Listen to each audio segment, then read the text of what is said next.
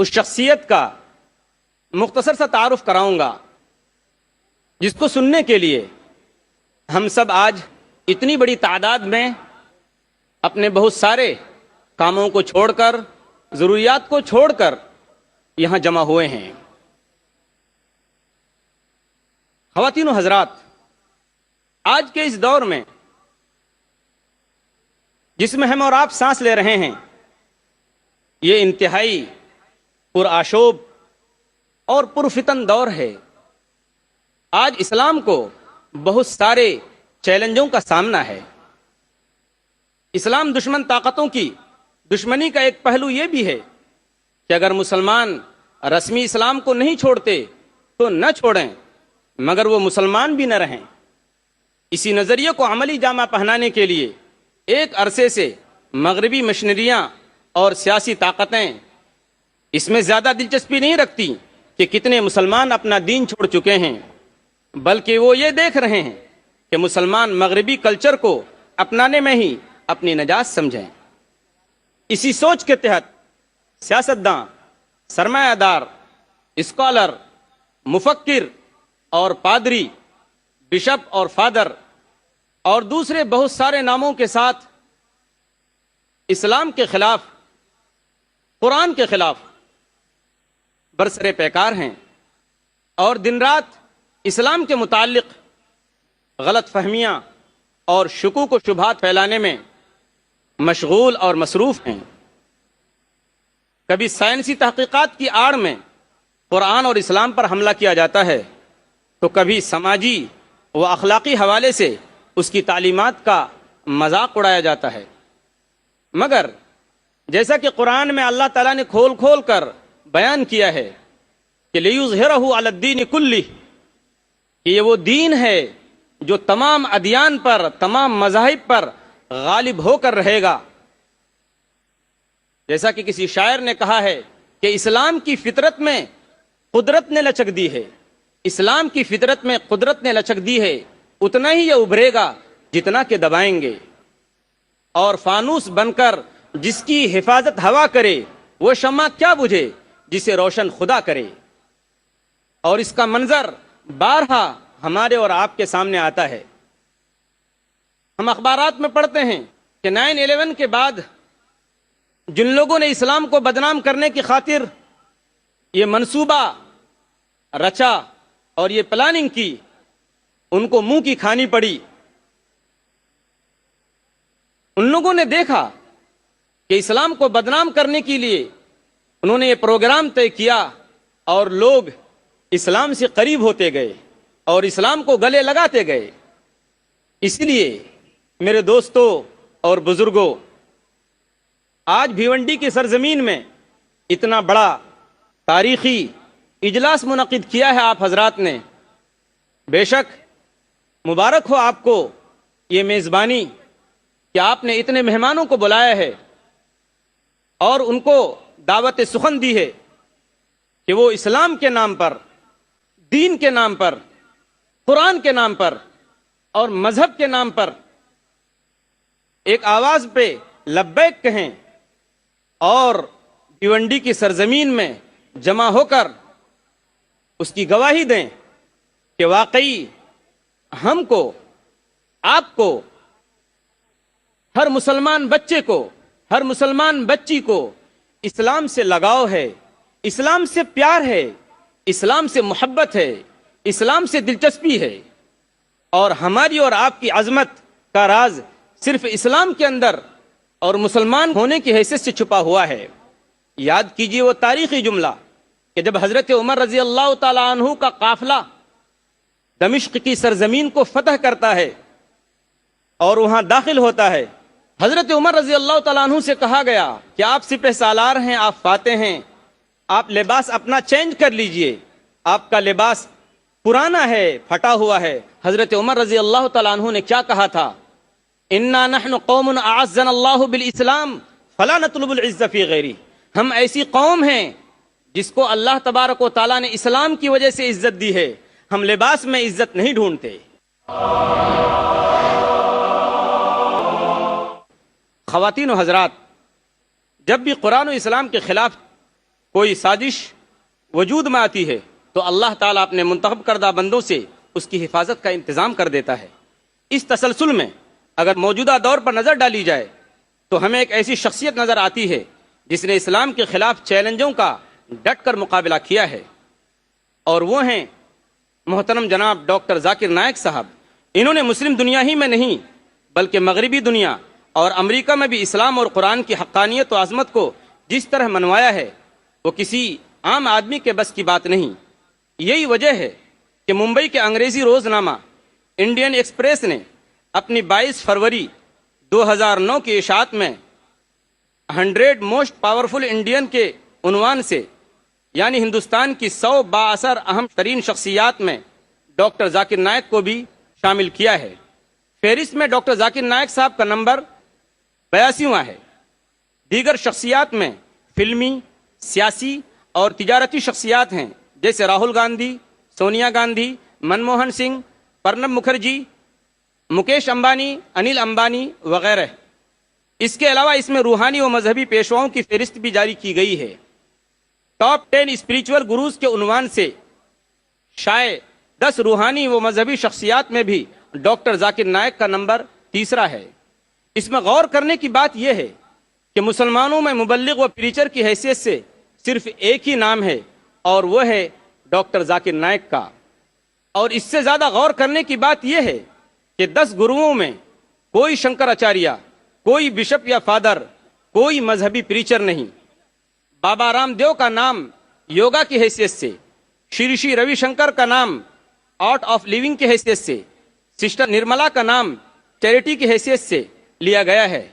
گویا ایک ہی شخص ہے جو مذہب کا پرچار کرتا ہے، وہ کوئی ہندو نہیں، وہ کوئی کرسچن نہیں بلکہ مسلم ہے، اور وہ ہیں ڈاکٹر ذاکر نائک صاحب۔ سچ کہا اللہ تبارک و تعالیٰ نے کہ ذالک فضل اللہ یؤتیہ من یشاء، یہ اللہ کا فضل ہے، وہ جسے چاہتا ہے عطا کرتا ہے۔ یہ رتبہ بلند ملا جس کو مل گیا، اور پھر صداقت ہو تو دل سینوں سے کھنچنے لگتے ہیں واعظ، حقیقت خود کو منوا لیتی ہے، مانی نہیں جاتی۔ اب ہم انتہائی ادب و احترام کے ساتھ عالم اسلام کے اور پوری دنیا کے مشہور مبلغ اسلام ڈاکٹر ذاکر نائک صاحب کو دعوت سخن دیتے ہیں کہ قرآن اور جدید سائنس کے عنوان پر تقریر پیش فرمائیں۔ ہم استقبال کرتے ہیں ڈاکٹر ذاکر نائک کا۔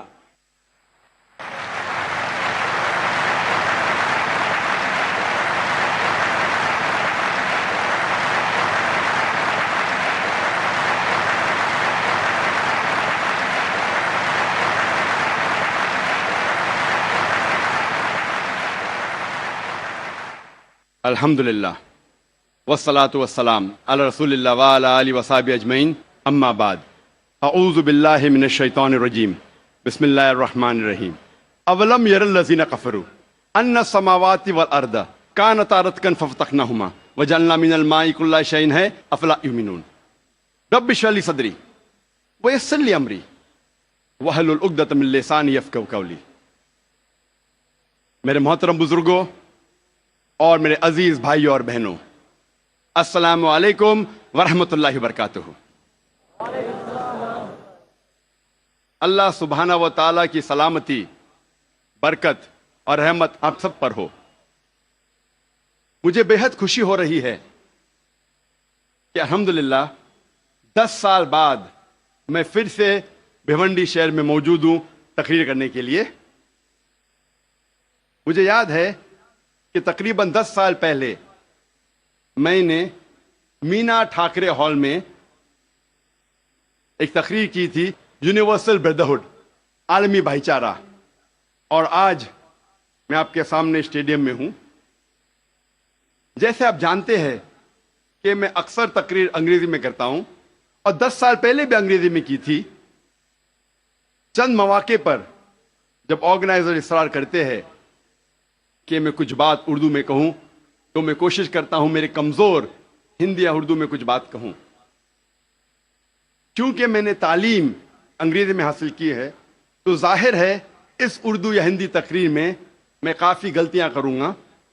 اسی لیے تقریر کے شروع میں ہی میں آپ سب سے معذرت چاہتا ہوں اور آپ سے درخواست کرتا ہوں کہ آپ میرے تقریر کے پیغام پہ توجہ دیجیے اور میری غلطیوں کو نظر انداز کیجیے۔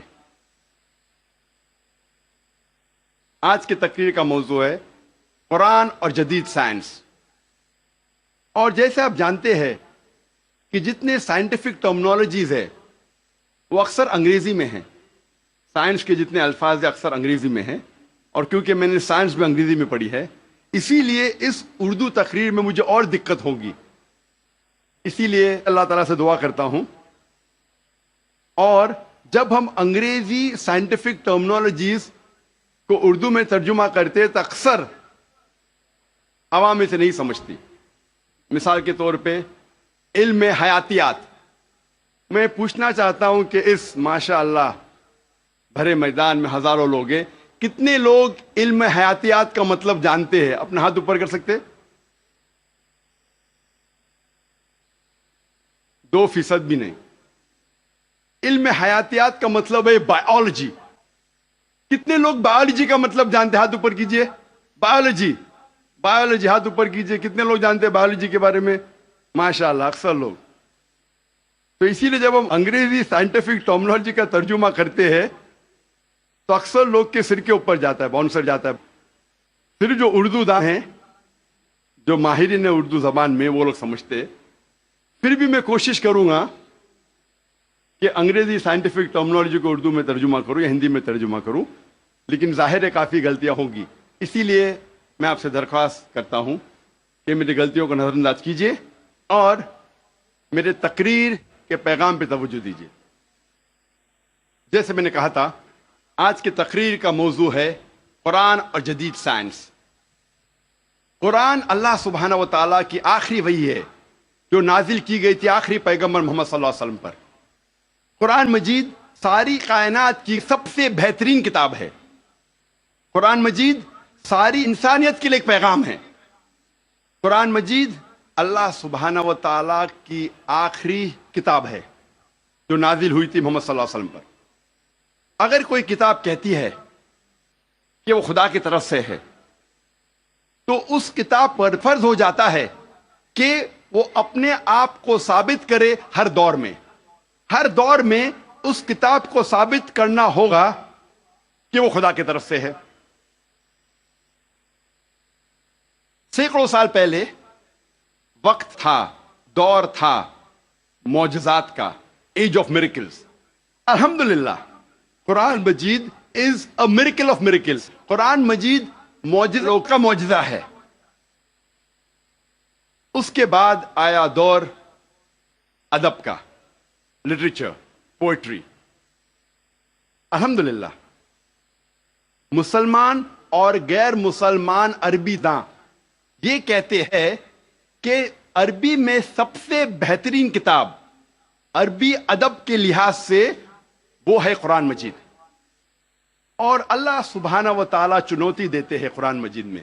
اللہ سبحانہ و تعالیٰ چیلنج کرتے ہیں سورہ بقرہ میں، سورہ نمبر 2 آیت نمبر 23 اور 24 میں اللہ سبحانہ و تعالیٰ کہتے ہیں وَإِن كُنتُمْ فِي رَيْبٍ مِّمَّا نَزَّلْنَا عَلَىٰ عَبْدِنَا، اور اگر آپ کو شک ہے کہ ہم نے یہ کتاب نازل کی ہمارے بندے پر، اگر آپ کو شک ہے فَأْتُوا بِسُورَةٍ مِّن مِّثْلِهِ، تو آپ ایک سورہ قرآن مجید جیسی پیش کیجئے۔ مِن مِّثْلِهِ، ہو بہو نہیں، قرآن مجید جیسی ایک سورہ آپ پیش کیجئے۔ وَادْعُوا شُهَدَاءَكُم مِّن دُونِ اللَّهِ إِن كُنتُمْ صَادِقِينَ، اور بلاؤ اپنے مددگار کو اور اپنے گواہ کو اللہ کے علاوہ اگر آپ سچے ہیں۔ فَإِن لَّمْ تَفْعَلُوا، اور اگر آپ نہیں پیش کر سکتے، وَلَن تَفْعَلُوا، اور آپ ہرگز پیش نہیں کر سکتے، فَاتَّقُوا النَّارَ الَّتِي وَقُودُهَا النَّاسُ وَالْحِجَارَةُ أُعِدَّتْ لِلْكَافِرِينَ، تو ڈرو اس آگ سے جس کا ایندھن انسان اور پتھر ہے، جو انکار کرنے والوں کے لیے تیار کیا ہے۔ اللہ سبحانہ و تعالی ان دو آیتوں میں چنوتی دیتے ہیں، انسانوں کو چیلنج کرتے ہیں۔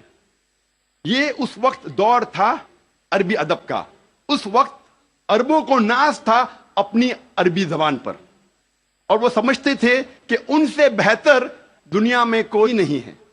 اس وقت اللہ سبحانہ و تعالیٰ قرآن مجید نازل کرتے ہیں اور ساری انسانیت کو چنوتی دیتے ہیں، چیلنج کرتے ہیں کہ اگر آپ کو شک ہے کہ یہ کتاب خدا کی طرف سے نہیں ہے تو آپ قرآن مجید جیسی ہو بہو نہیں، ملتی جلتی ہو بہو تو دور کی بات ہے، ایک سورہ پیش کرو. اور قرآن مجید کی سب سے چھوٹی سورت ہے 3 آیتوں کی، صرف 10 الفاظ.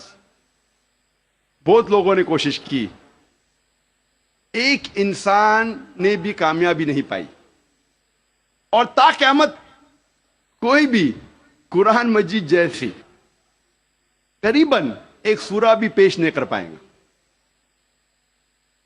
لیکن آج کا دور ادبی دور نہیں ہے. It's not an age of literature and poetry. اگر کوئی کتاب اپنے آپ کو خدا کی طرف سے کہتی ہے اور ادبی انداز میں کہتی ہے کہ دنیا چپٹی ہے، دنیا سپاٹ ہے، کیا آج کا جدید انسان اس بات کو تسلیم کرے گا؟ بالکل نہیں، کیونکہ آج کا دور ادبی دور نہیں ہے. آج کا دور ہے جدید سائنس کا دور. آج ہم کوشش کریں گے یہ تحقیق کرنے کی قرآن اور جدید سائنس ملتے ہیں یا ٹکراتے ہیں. قرآن اور جدید سائنس ملتے ہیں یا قرآن اور جدید سائنس ٹکراتے ہیں. اس موضوع پہ ہم انشاءاللہ تذکرہ.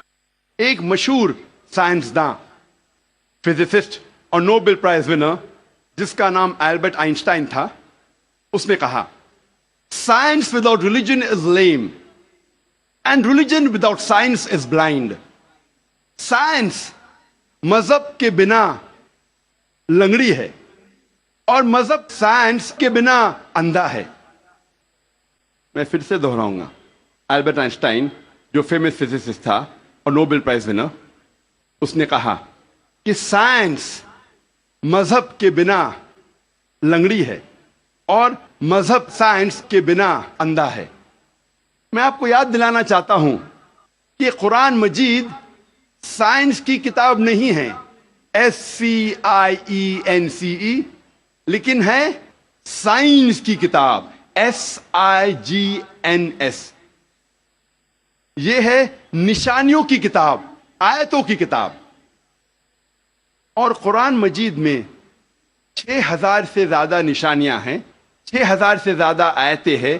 ان میں سے 1000 سے زیادہ الحمدللہ سائنس کے بارے میں ذکر کرتی ہے. آج کی اس تقریر میں میں صرف ان سائنٹیفک فیکٹس، سائنس کے حقائق کے بارے میں ذکر کروں گا which have been established، جو سائنسداں ثابت کر چکے ہیں. Scientific hypothesis, scientific theories, scientific نظریہ، ان کے بارے میں ذکر نہیں کروں گا کیونکہ ہم جانتے ہیں کہ many a time scientific hypothesis theories take U-turns. یہ سائنس کے نظریے جو ہیں کئی بار وہ اپنے نظریے سے پلٹ جاتے ہیں. اسی لیے اس تقریر میں صرف میں سائنٹیفک فیکٹس کے بارے میں ذکر کروں گا، سائنس کے حقائق کے بارے میں. سب سے پہلے ہم تذکرہ کریں گے ایسٹرونومی کے بارے میں، فلکیات کے بارے میں. 35 سے 40 سال پہلے کچھ سائنسداں نے تحقیق کی ایک موضوع پہ، تخلیق کائنات، مطلب کریشن آف دی یونیورس.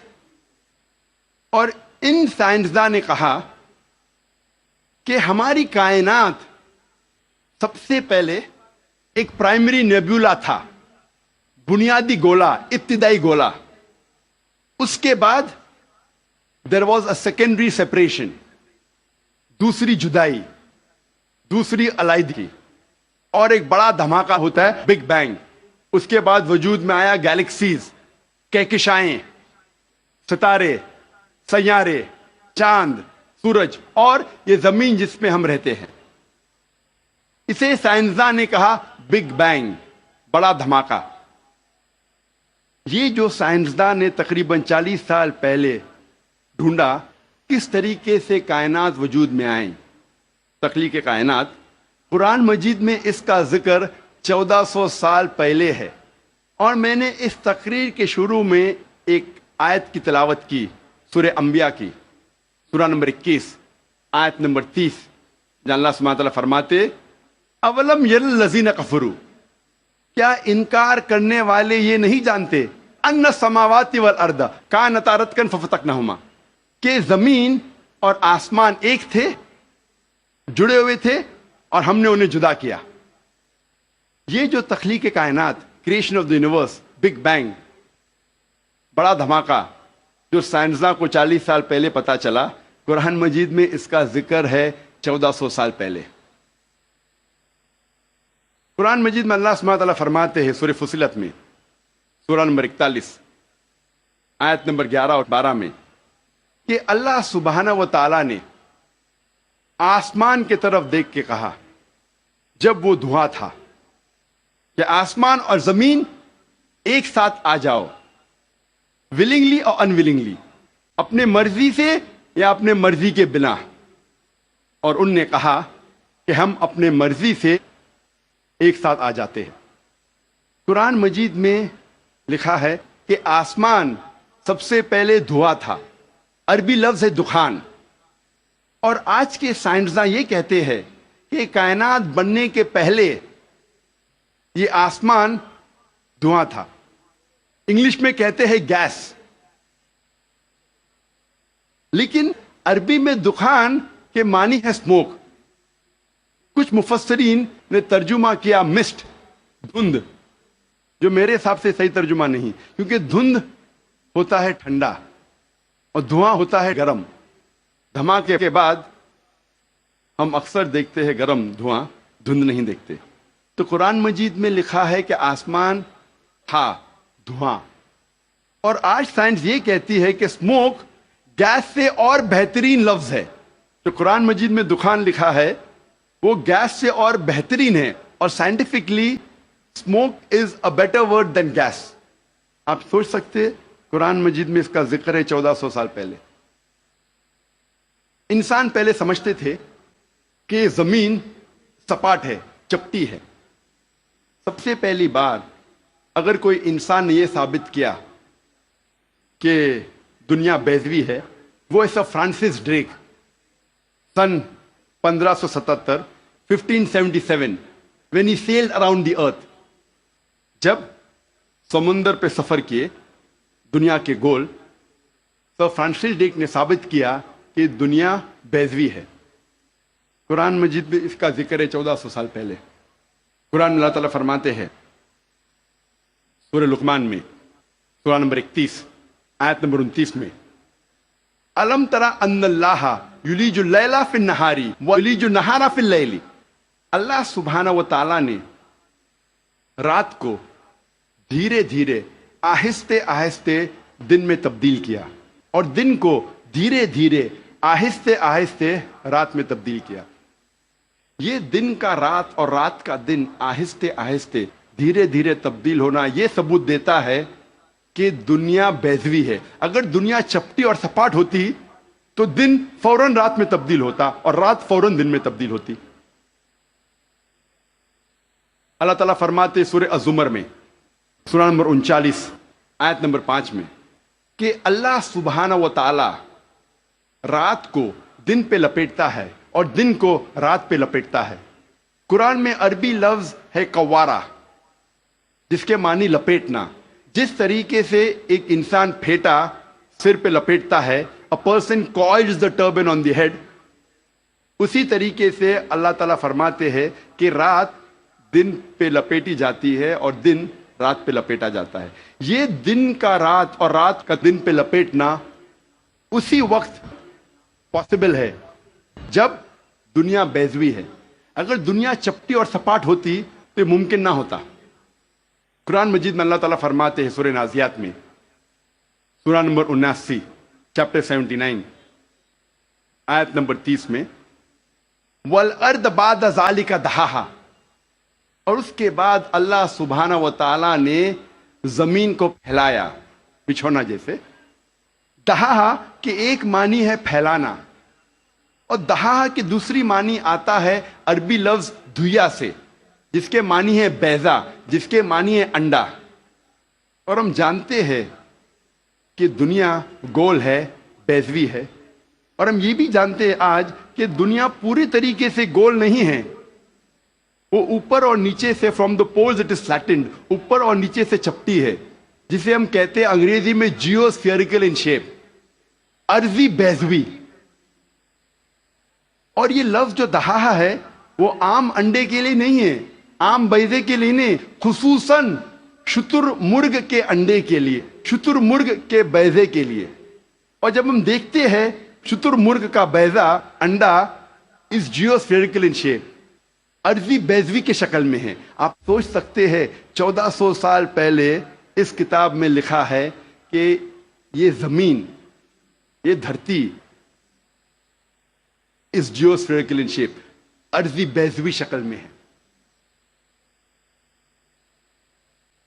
پہلے انسان یہ سوچتے تھے یہ چاندنی جو ہے، چاند کی روشنی، یہ اس کی خود کی روشنی ہے. چند صدی پہلے ہمیں پتا چلا کہ چاند کی روشنی، چاندنی اس کی خود کی روشنی نہیں ہے، یہ سورج کی لی ہوئی روشنی ہے، سورج کی منعکس شدہ ریفلیکٹڈ لائٹ ہے، بوروڈ لائٹ ہے.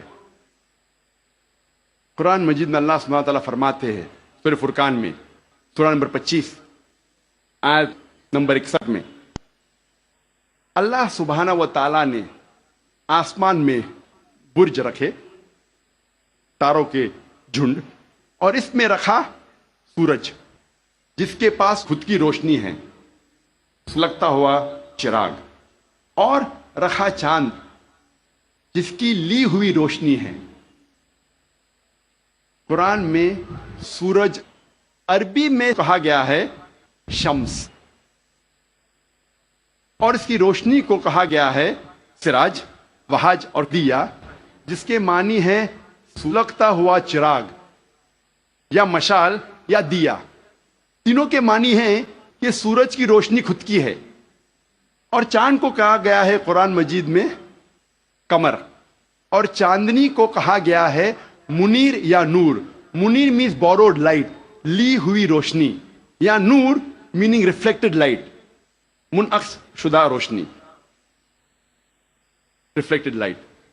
آپ سوچ سکتے قرآن مجید 1400 سال پہلے کہتا ہے کہ یہ چاندنی خود کی روشنی نہیں ہے، چاند کی لی ہوئی روشنی ہے. اور اس کا ذکر سورہ فرقان سورہ نمبر 25 آیت نمبر 61 کے علاوہ سورہ یونس میں سورہ نمبر 10 آیت نمبر 5 میں، اور سورہ نوح میں سورہ نمبر 71 آیت نمبر 15 اور 16 میں. پہلے سائنسداں یہ سمجھتے تھے کہ زمین کائنات کا مرکز ہے اور باقی سیارے، چاند اور سورج زمین کے گول گھوم رہے ہیں، چکر لگا رہے. اسے کہتے تھے تھیوری آف جیو سینٹرزم، زمین کو مرکز سمجھنے کا نظریہ. اور یہ لوگ 2 صدی سے، ٹولمی کے وقت سے مانتے تھے، 16ویں صدی تک، جب تک کوپرنیکس نے کہا کہ زمین کے گول چاند اور سیارے نہیں چکر لگا رہے ہیں، لیکن سورج کے گول زمین، چاند اور باقی سیارے چکر لگا رہے ہیں، گھوم رہے ہیں. اسے کہتے تھے ہیلیو سینٹرک تھیوری، مطلب سورج کا مرکز ہونے کا نظریہ. اور سن 1609 میں ایک جرمن سائنٹسٹ جس کا نام تھا یوہنس کیپلر، اس نے لکھا اپنی کتاب میں ایسٹرونوما نووا کہ صرف سیارے اور چاند سورج کے گول گھوم نہیں رہے ہیں، لیکن زمین، چاند اور سیارے، پلانٹس، سورج کے گول گھومنے کے علاوہ اپنے محور پہ گردش کر رہے ہیں. They are rotating about their own axis. اور جب میں اسکول میں تھا، میں سن 1981 میں 10ویں میں تھا، جغرافی میں نے پڑھا تھا کہ زمین، چاند اور سیارے، پلانٹس وہ چکر لگا رہے ہیں، دے ریوالونگ اینڈ روٹیٹنگ، اور اپنے محور پہ گردش کر رہے ہیں. لیکن سورج اپنے محور پہ گردش نہیں کر رہا ہے. لیکن میں نے جب قرآن کی ایک آیت پڑھی، سورہ انبیاء سورہ نمبر 21 آیت نمبر 33 میں اللہ سبحانہ وتعالیٰ فرماتے ہیں هو الذی خلق اللیل والنہار، اللہ سبحانہ و تعالیٰ نے رات اور دن بنایا، والشمس والقمر، سورج اور چاند، کل فی فلک یسبحون، وہ گھوم رہے ہیں اور اپنے محور پہ گردش کر رہے ہیں. قرآن کا لفظ یہاں ہے یسبحون. قرآن یہ کہتا ہے کہ sun and the moon are revolving, چکر لگا رہے ہیں، گھوم رہے. اس کے علاوہ یسبحون، یہ عربی لفظ یسبحون آتا ہے لفظ صباح سے، اور صباح ایک عربی لفظ ہے جو چلتے ہوئے جسم کے موومنٹ کو ڈسکرائب کرتا ہے. مثال کے طور پہ اگر میں کہوں گا کہ کوئی انسان پانی میں سباہ کر رہا ہے، اس کے یہ معنی نہیں کہ وہ پانی کے اوپر فلوٹ کر رہا ہے، اس کے معنی ہے کہ وہ پانی میں تیر رہا ہے. اگر میں کہوں گا کوئی سباہ کر رہا ہے زمین پہ، اس کا مطلب نہیں کہ وہ آدمی زمین پہ رول کر رہا ہے، اس کا مطلب ہے کہ وہ انسان زمین پہ چل رہا ہے یا دوڑ رہا ہے. اسی طریقے سے جب اللہ سبحانہ تعالیٰ یہ لفظ کا استعمال کرتے ہیں کوئی فلکی جسم کے لیے، فار اے سیلیسٹل باڈی، اس کے معنی نہیں کہ وہ فلائی ہو رہا ہے یا فلوٹ ہو رہا ہے، اس کے معنی ہے it is rotating about its own axis, وہ اپنے محور پہ گردش کر رہا ہے. آج سائنس ترقی کرنے کے بعد سائنس یہ کہتی ہے کہ آپ سورج کا عکس ٹیبل کے اوپر دیکھ سکتے ایک آلے کے ذریعے، اور پتہ لگتا ہے کہ سورج میں بلیک سپاٹس ہے، اور یہ بلیک سپاٹس تقریباً 25 دن لیتے ہیں گردش کرنے کے لیے. اس سے یہ ثابت ہوتا ہے کہ سورج تقریباً 25 دن لیتا ہے ایک گردش کرنے کے لیے. تو آج سائنس یہ تسلیم کرتی ہے کہ سورج بھی اپنے محور پہ گردش کر رہا ہے. جو میں نے اسکول میں تقریباً 28 سال پہلے پڑھا تھا کہ سورج واز اسٹیشنری، سورج گردش نہیں کر رہا ہے، تو 28 سال پہلے میں نے اسکول میں پڑھا. آج سائنس اسے تسلیم کرتی ہے، اور قرآن مجید میں اس کا ذکر ہے 1400 سال پہلے. اور آج اکثر اسکول کے سائنس کی کتاب میں اس کو انکارپوریٹ کیا جا چکا ہے. یہ نئی چیز داخل ہو چکی ہے سائنس کی کتابوں میں کہ سورج اپنے محور پہ گردش کر رہا ہے. اللہ تعالیٰ فرماتے ہیں سورہ یاسین میں سورہ نمبر 36 آیت نمبر 40 میں کہ سورج چاند کو نہیں پکڑ سکتا اور دن کو رات نہیں پکڑ سکتی. The sun can not outstrip the moon, neither can night catch up with the day. کل فی فلک یسبحون، یہ اپنے محور پہ گردش کر رہے. اس کے معنی کہ چاند اور سورج کے جو ایکسس ہے، جو ریولیوشن کا ہے، وہ ڈفرنٹ ہے، وہ علیحدہ ہے، اسی لیے وہ آپس میں کبھی نہیں ملیں گے. آج سائنس یہ کہتی ہے کہ جو سورج کی روشنی ہم دیکھتے ہیں، it is due to a chemical reaction. یہ ایک کیمیکل ریئیکشن کے وجہ سے ہے جو کروڑوں سالوں سے چل رہا ہے، اور ایک دن یہ کیمیکل ریئیکشن بند ہو جائے گا اور سورج ختم ہو جائے گا. لیکن سائنسداں کہتے ہیں کہ اس کو اور کروڑوں سال لگیں گے، اور کروڑوں سال کے بعد ایک کیمیکل ریئیکشن بند ہوگا. یعنی سائنس یہ کہتی ہے کہ ایک وقت آئے گا جب سورج نشٹ ہو جائے گا، ختم ہو جائے گا. قرآن میں اللہ تعالیٰ فرماتے ہیں سورہ یاسین میں سورہ نمبر 36 آیت نمبر 38 میں وَالشَّمْسُ تَجْرِي لِمُسْتَقَرٍّ لَهَا، کہ سورج جا رہا ہے اپنے مستقر کی طرف. سورج جا رہا ہے اپنے ڈیسٹینیشن پہ. سورج ایک مقرر وقت کے لیے ہے.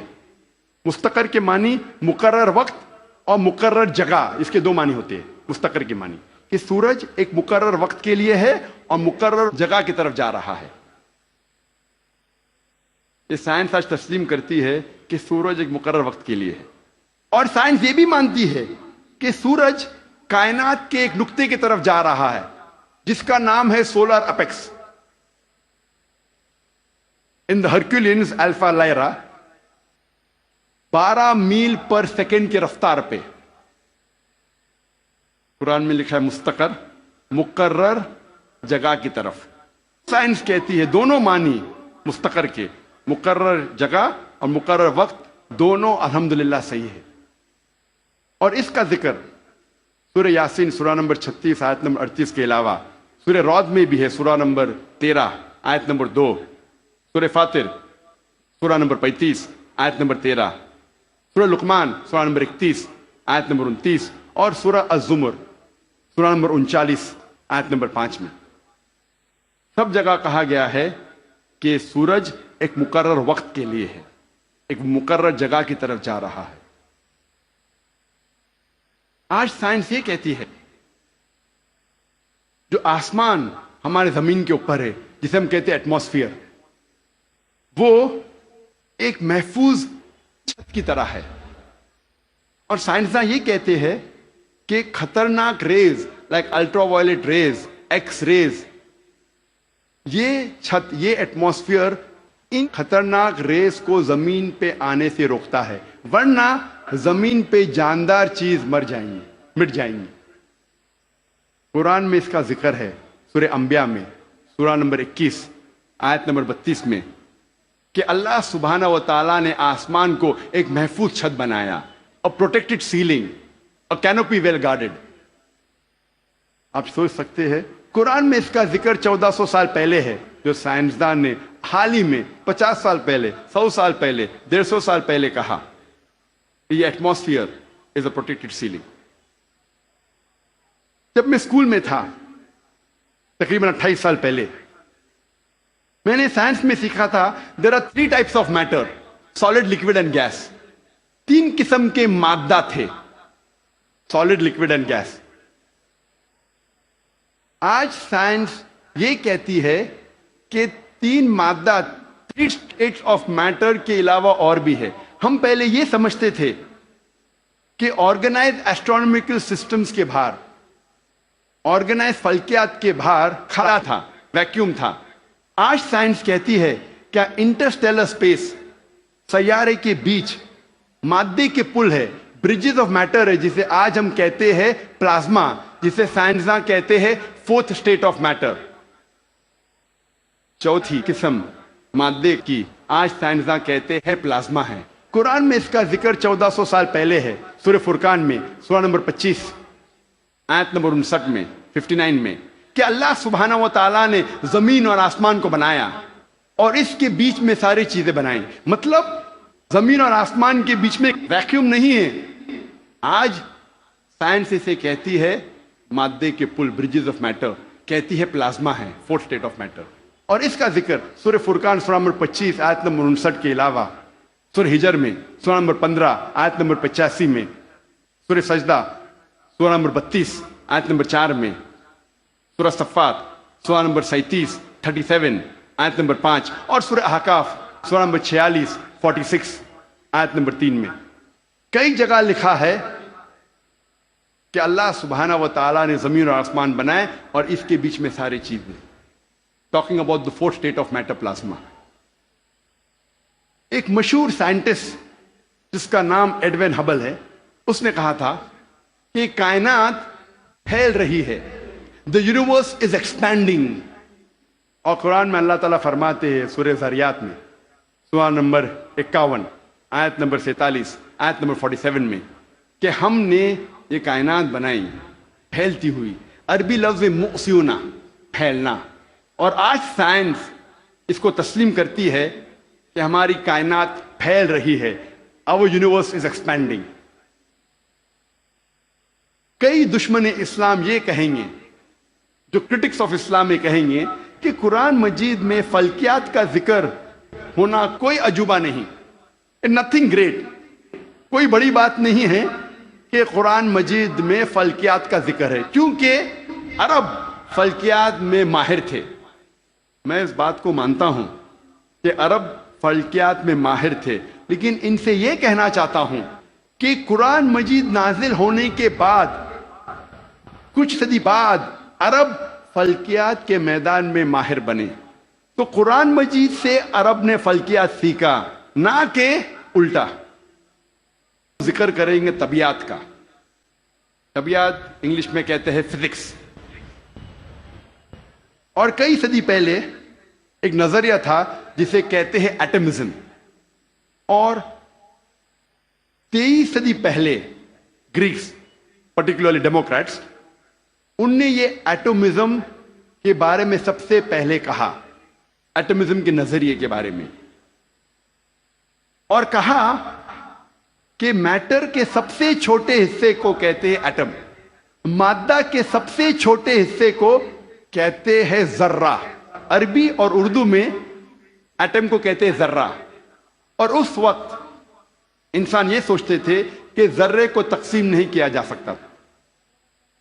آج سائنس ترقی کرنے کے بعد ہم مانتے ہیں کہ atom is the smallest part of matter having the characteristics of the element.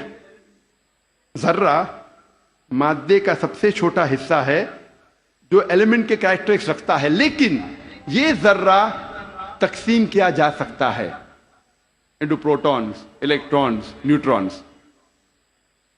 قرآن مجید میں ذرے کا ذکر ہے تو لوگ سمجھیں گے قرآن مجید آؤٹ ڈیٹڈ ہے, یہ پرانی کتاب ہے. ذرے کا ذکر ہے ابھی آؤٹ ڈیٹڈ ہے. قرآن میں ذرے کا ذکر ہے لیکن ذرے کے آگے کیا لکھا ہے وہ بھی ہمیں دیکھنا چاہیے. قرآن مجید میں لکھا ہے سورہ سبا میں سورہ نمبر 34 آیت نمبر 3 میں کہ انکار کرنے والے جب کہیں گے کہ وہ گھڑی کبھی بھی نہیں آئے گی, آخرت کے بارے میں, قیامت کے بارے میں, وہ گھڑی کبھی نہیں آئے گی, تو اللہ تعالیٰ فرماتے کہو ان سے ضرور آئے گی اللہ کی مرضی سے, جس کے پاس علم غیب ہے, جس کے علم میں چھوٹا سا ذرہ زمین اور آسمان میں اور اس چیز جو ذرے سے چھوٹی ہے اور بڑی ہے اس کا علم بھی اس کی کتاب میں محفوظ ہے. تو قرآن مجید میں لکھا ہے کہ ذرے برابر چیز کا علم ہے اللہ کے پاس, اور ذرے سے چھوٹی چیز اور بڑی چیز کا علم بھی ہے. اور یہ انفارمیشن, یہ خبر دہرائی گئی ہے سورہ یونس میں سورہ نمبر 10 آیت نمبر 61 میں کہ اللہ سبحانہ و تعالی کے علم میں ہے ذرے جیسی چیز جو آسمان اور زمین پہ ہے, اور وہ چیز جو ذرے سے بھی چھوٹی ہے اور ذرے سے بڑی ہے اس کی کتاب میں محفوظ ہے. تو قرآن آؤٹ ڈیٹڈ نہیں ہے, قرآن اپ ٹو ڈیٹ ہے. قرآن پرانی کتاب نہیں بٹ الحمدللہ جدید کتاب ہے. اب ہم ذکر کریں گے واٹر سائیکل کے بارے میں, پانی کے چکر کے بارے میں. ہم جو اسکول میں پڑھتے ہیں واٹر سائیکل کے بارے میں, پانی کے چکر کے بارے میں, سب سے پہلے اس جدید پانی کے چکر کا ذکر کیا تھا سر برنارڈ پیلیسی نے سن 1580 میں. اور ہم جانتے ہیں, ہم نے اسکول میں پڑھا ہے کہ water evaporate from the ocean, پانی سمندر سے بھاپ بن کے اوپر جاتا ہے, جڑ کے بادل بنتا ہے, بادل جڑتے ہیں اور اندرونی حصے میں ہوا کے ذریعے جاتے ہیں, پھر ان کی تقسیم ہوتی ہے اور پانی بادل سے برستا ہے. بارش برسنے کے بعد یہ پانی نہر بن کر, اسٹریم بن کے, لیک بن کے پھر سے جاتا ہے سمندر میں, اور یہ پانی کا چکر کمپلیٹ ہوتا ہے. پہلے لوگ کو 16ویں صدی کے پہلے اس کا علم نہیں تھا. 7 صدی قبل مسیح تھیلز آف ملیٹس نے کہا تھا یہ بارش کیسے آتی تھی. یہ جو اوشن کا سپرے ہے, سپرے آف دی اوشن, ہوائیں سے اٹھاتی تھی اور اندرونی حصے میں بارش جیسے برساتی تھی. یہ لوگ سمجھتے تھے بارش اس طریقے آتی تھی. لوگ کو یہ نہیں پتا تھا کہ زمین کے نیچے جو پانی ہے وہ کیسے جمتا تھا. کئی نظریات تھے. لوگ پہلے سوچتے تھے کہ یہ ہوا کا دباؤ پانی پہ, سمندر پہ, پانی کو زمین سے نیچے لے جاتا تھا اور اس طریقے سے زمین کے نیچے پانی آتا تھا. لوگ پہلے یہ سمجھتے تھے at the time of Plato کے وقت کہ یہ پانی ایک خفیہ راستے سے واپس جاتا تھا سمندر کی طرف. سمندر میں secret passage, the great abyss, known as the Tartarus at the time of Pluto. ایک خفیہ راستے سے پانی زمین کے نیچے سے جاتا تھا سمندر میں، اسے کہتے تھے گریٹ ایبس ٹارٹرس. اور یہ لوگ سمجھتے تھے 16ویں صدی تک. 18ویں صدی میں ڈیسکارٹس بھی اس بات کو تسلیم کرتا تھا، اور 19ویں صدی میں ایرسٹوٹل کا نظریہ بھی لوگ سمجھتے تھے صحیح ہے کہ viper was picked up and it condensed in mountain caverns which gave rise to underground lakes which was the source of water for the springs. یہ پانی کی بھاپ پہاڑ میں جم جاتی تھی اور پھر زمین کے نیچے بنتے تھے تالاب جو سپرنگز کو پانی دیتے تھے. یہ تالاب انڈر گراؤنڈ تالاب جو ہے سپرنگز کو پانی دیتے تھے. آج ہم جانتے ہیں یہ جو زمین کے نیچے پانی ہے یہ اصل میں جب بارش کا پانی گرتا ہے زمین پہ جو کریکس ہوتے ہیں اور سورسز کے ذریعے کریکس کے ذریعے یہ پانی نیچے جاتا ہے. قرآن مجید میں اس کا ذکر ہے سورہ الزمر میں سورہ نمبر 39 آیت نمبر 21 میں. اللہ سبحانہ و تعالی آسمان سے پانی برساتا ہے اور زمین میں جس میں کریکس ہے اس کے ذریعے زمین میں پانی دیتا ہے، اور جو بوئی ہوئی زمین ہے وہ رنگ برنگی ہو جاتی ہے. It brings various colours of sown field. اللہ تعالیٰ فرماتے ہیں سورہ روم میں سورہ نمبر 30 آیت نمبر 24 میں کہ اللہ سبحانہ و تعالیٰ آسمان سے بارش برساتا ہے اور مری ہوئی زمین میں جان ڈالتا ہے. اللہ تعالیٰ فرماتے ہیں سورہ مومنون میں سورہ نمبر 23 آیت نمبر 18 میں کہ اللہ سبحانہ و تعالیٰ پانی آسمان سے برساتے ہیں اور اس پانی کو جما سکتے ہیں اور اس پانی کو بہا سکتے بھی ہے. بہانے پہ قادر ہے. اللہ can store the water as well as drain it. قرآن میں ذکر آتا ہے سورہ طارق میں سورہ نمبر 86 چیپٹر 86 آیت نمبر 11 میں وَالسَّمَاءِ ذَاتِ الرَّجْ that heaven which returns، وہ آسمان جو واپس دیتا ہے. ایک معنی وَالسَّمَاءِ ذَاتِ الرَّجْ کی ہے کہ جو ڈینجرس ریز ہے، ultraviolet rays, X rays, جو زمین پہ آنے کے پہلے آسمان اسے واپس پھینک دیتا ہے اس طرف. اس کے علاوہ یہ جو پانی کا بھاپ ہے واٹر ویپرائز ہوتا ہے، بادل میں بنتا ہے اور پھر سے یہ آسمان اس پانی کو زمین پہ برساتا ہے. وَالسَّمَاءِ ذَاتِ الرَّجْ. اللہ تعالیٰ فرماتے سورہ الحجر میں سورہ نمبر 15 آیت نمبر 22 میں وی کاز فیکنڈیٹنگ ونڈز، ہم ہوا کے ذریعے بادل کو بھوجل کرتے ہیں. عربی لفظ لواقی لقا سے آتا ہے جس کا معنی ہے ٹو امپریگنیٹ، ٹو فیکنڈیٹ، برآور کرنا، بوجھل کرنا. ہوا بادل کو پولن گرینز کے ذریعے بوجھل کرتی ہے. It impregnates the cloud. اور دوسری وجہ ہے کہ بادل جب آپس میں ملتے ہیں دے کنڈینس، اس کے بعد پانی برستا ہے. قرآن میں اللہ تعالیٰ فرماتے ہیں سورہ نور میں سورہ نمبر 24 آیت نمبر 43 میں 43 میں اللہ سبحانہ و تعالیٰ ہوا کے ذریعے بادل کو چلاتے ہیں، لے جاتے ہیں. جینٹلی پشز دا کلاؤڈز. پھر یہ بادل آپس میں جڑتے ہیں، بڑے ہو جاتے ہیں، اس کے بعد پانی بادل سے برستا ہے. اللہ تعالیٰ فرماتے ہیں سورہ روم میں سورہ نمبر 30 آیت نمبر 48 میں اللہ سبحانہ و تعالیٰ ہوا کے ذریعے بادل کو ہلاتے ہیں اور لے جاتے ہیں اندرونی حصے میں. اس کے بعد بادل کو چھوٹے چھوٹے حصے میں تقسیم کرتے ہیں. اس کے بعد پانی بادل سے برستا ہے. قرآن مجید میں پانی کے چکر کے بارے میں گہرائی سے ذکر ہے، تفصیل سے ذکر ہے کئی جگہ. سورہ اعراف میں سورہ نمبر 7 آیت نمبر 57 میں، سورہ رعد سورہ نمبر 13 آیت نمبر 17 میں، سورہ فرقان سورہ نمبر 25 آیت نمبر 48 اور 49 میں، سورہ فاطر سورہ نمبر 35 آیت نمبر 9 میں، سورہ یاسین سورہ نمبر 36 آیت نمبر 34 میں، سورہ جاسیہ سورہ نمبر 45 آیت نمبر 5 میں، سورہ قوف سورہ نمبر 50 آیت نمبر 9 اور 10 میں، سورہ واقعہ سورہ نمبر 56 آیت نمبر 68 to 70، سورہ ملک سورہ نمبر 67 آیت نمبر 30، سورہ طارق سورہ نمبر 86 آیت نمبر 11. کئی آیتیں ہیں قرآن مجید میں جو تفصیل کے ساتھ ذکر کرتے ہیں پانی کے چکر کے بارے میں. صرف پانی کے چکر کے بارے میں اگر ذکر کرے گھنٹوں تک تقریر دے سکتے ہیں. صرف قرآن مجید میں پانی کے چکر کا ذکر. اب ہم تذکرہ کریں گے ارضیات کے بارے میں، جیولوجی. آج ماہرین ارضیات، جیولوجسٹ یہ کہتے ہیں کہ زمین کا ریڈیس نصف قطر، ریڈیس اردو میں کہتے ہیں نصف قطر، وہ تقریباً 3750 میل ہے. اور جو اندرونی حصہ ہے زمین کا وہ سیال ہے، لکوڈ ہے، ہاٹ لکوڈ، گرم سیال. اور اس میں کوئی جاندار چیز جی نہیں سکتی. لیکن اوپر کا حصہ ہے وہ سالڈ ہے، وہ ٹھوس ہے. اور اوپر جو سپرفیشل ارتھ کرسٹ ہے، زمین کی سطح، ارتھ کرسٹ، یہ بہت پتلی ہے، تقریباً 1 سے 30 میل پتلی، صرف 1% سے کم.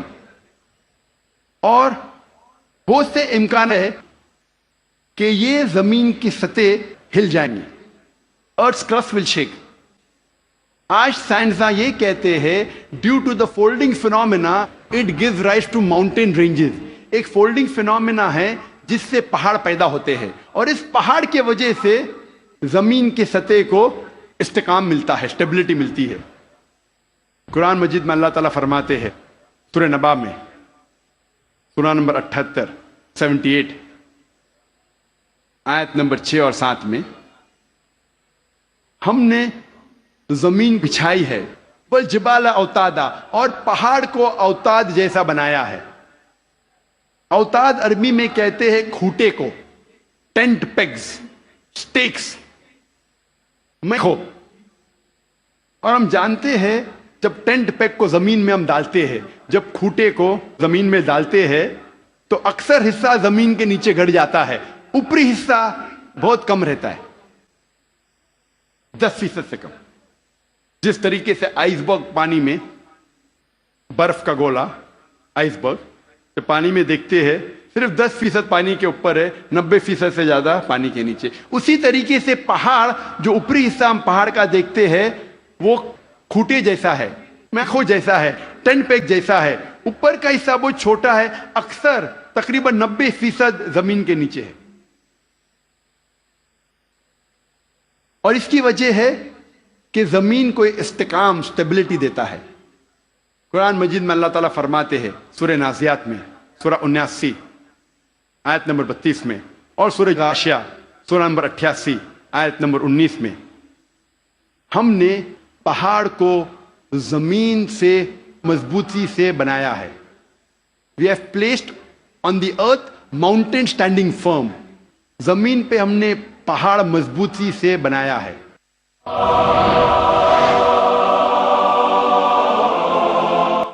ارضیات میں، جیولوجی کے میدان میں ایک بہت اہم کتاب ہے جو اکثر دنیا بھر جب جیولوجی کے سبجیکٹ میں اسے گائیڈ مانا جاتا ہے، اس کتاب کا نام ہے ارتھ، زمین. اور اس کے ایک لیکھک، ون آف دا آتھرز، اس کا نام ہے ڈاکٹر فرینک پریس، جو یو ایس اے کے سائنس اکیڈمی کے پریزیڈنٹ تھے اور ex president of U S A Jimmy Carter کے سائنس ایڈوائزر تھے. ڈاکٹر فرینک پریس ارتھ کتاب میں پہاڑ کا نقشہ بناتے ہیں اور دکھاتے ہیں کہ پہاڑ کے جڑ زمین کے نیچے ہے، ویج شیپ. اور لکھتے اپنی کتاب میں کہ پہاڑ کا اہم مقصد ہے کہ زمین کو استحکام دینا، to give stability to the earth. اور قرآن میں ہو بہو وہی ذکر ہے 1400 سال پہلے. سورہ انبیاء میں سورہ نمبر 21 آیت نمبر 31 میں، سورہ نحل سورہ نمبر 16 آیت نمبر 15 اور سورہ لقمان سورہ نمبر 31 آیت نمبر 10 میں، کہ ہم نے زمین پر پہاڑ جمع کے رکھا ہے تاکہ زمین نہ ہلے.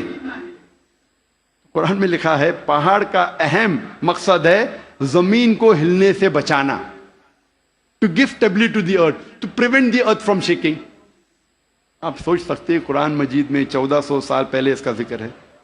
اور سائنسداں نے آج کل حال ہی میں 50 سال پہلے، 100 سال پہلے، 200 سال پہلے اسے تسلیم کیا، اور قرآن میں اس کا ذکر 1400 سال پہلے ہے۔ اب ہم تذکرہ کریں گے علم بحر کے بارے میں، اوشنوگرافی کے بارے میں۔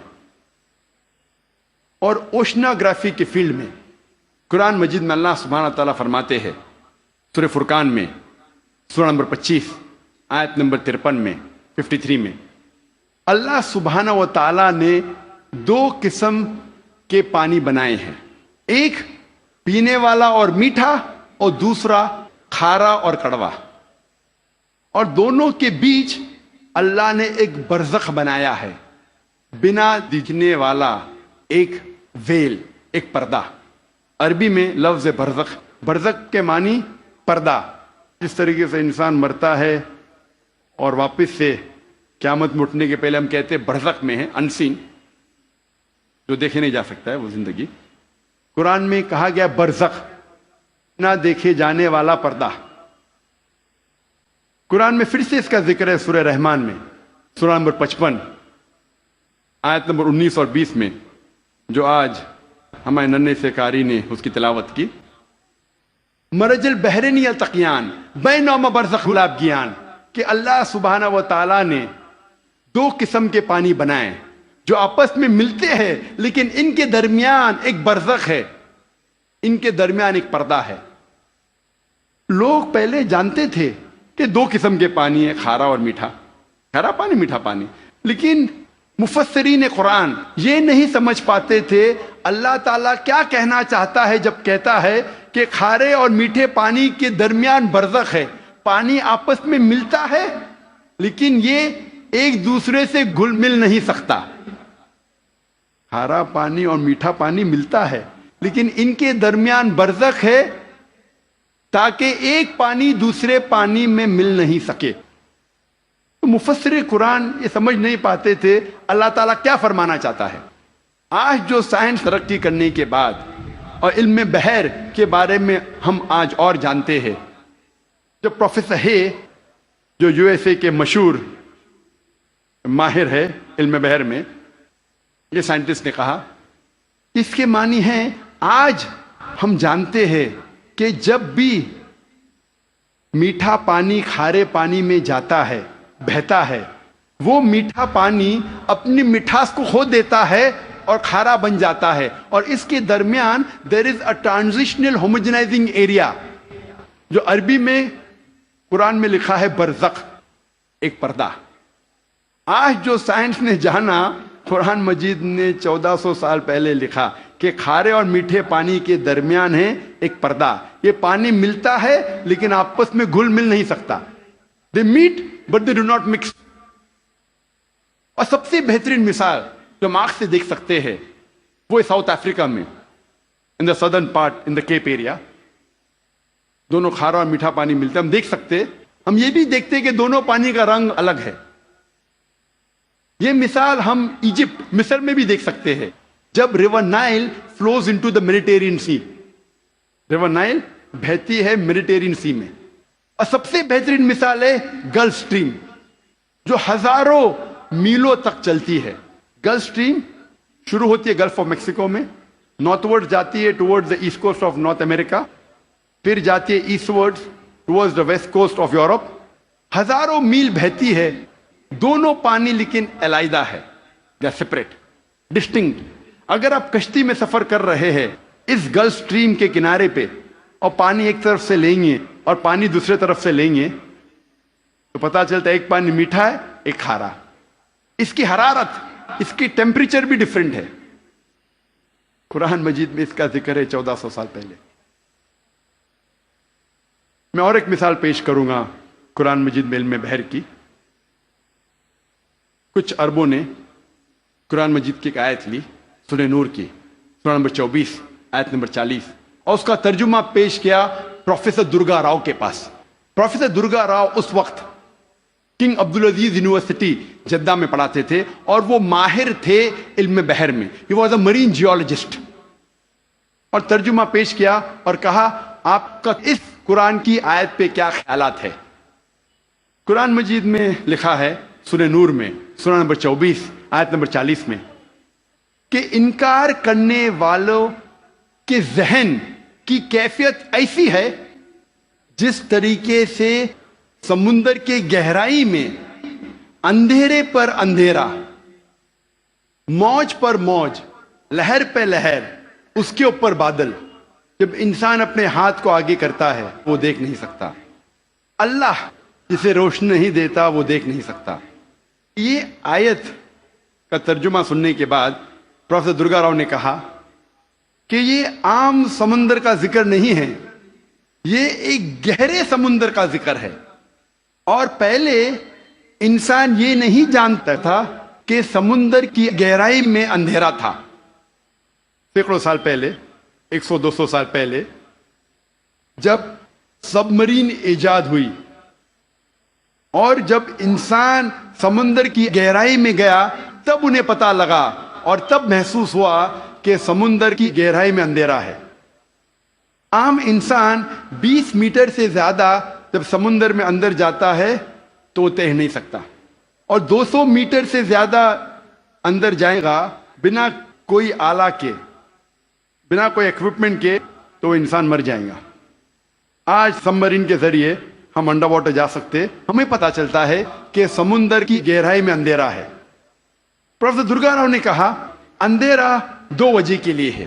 سب سے پہلی وجہ ہے جب روشنی پانی میں داخل ہوتی ہے، روشنی کی کرن، تو ایک کے بعد ایک رنگ پانی میں جذب ہوتا ہے۔ آج سائنس یہ کہتی ہے کہ روشنی کی کرن 7 رنگ سے بنی ہوئی ہے، وپ گیور، وائلٹ، انڈیگو، بلو، گرین، یلو، اورنج اور ریڈ۔ وائلٹ، انڈیگو، بیگنی، بلو، نیلا، گرین، ہرا، یلو، پیلا، اورنج، نارنگی، ریڈ، لال۔ سب سے پہلے 10 یا 15 میٹر پانی کے نیچے لال رنگ جذب ہو جاتا ہے۔ اسی لیے انسان اگر پانی میں 30 میٹر کی گہرائی پہ جاتا ہے، اگر اسے چوٹ لگتی ہے اور خون بہنے لگتا ہے تو وہ انسان اپنے خون کا لال رنگ دیکھ نہیں سکے گا۔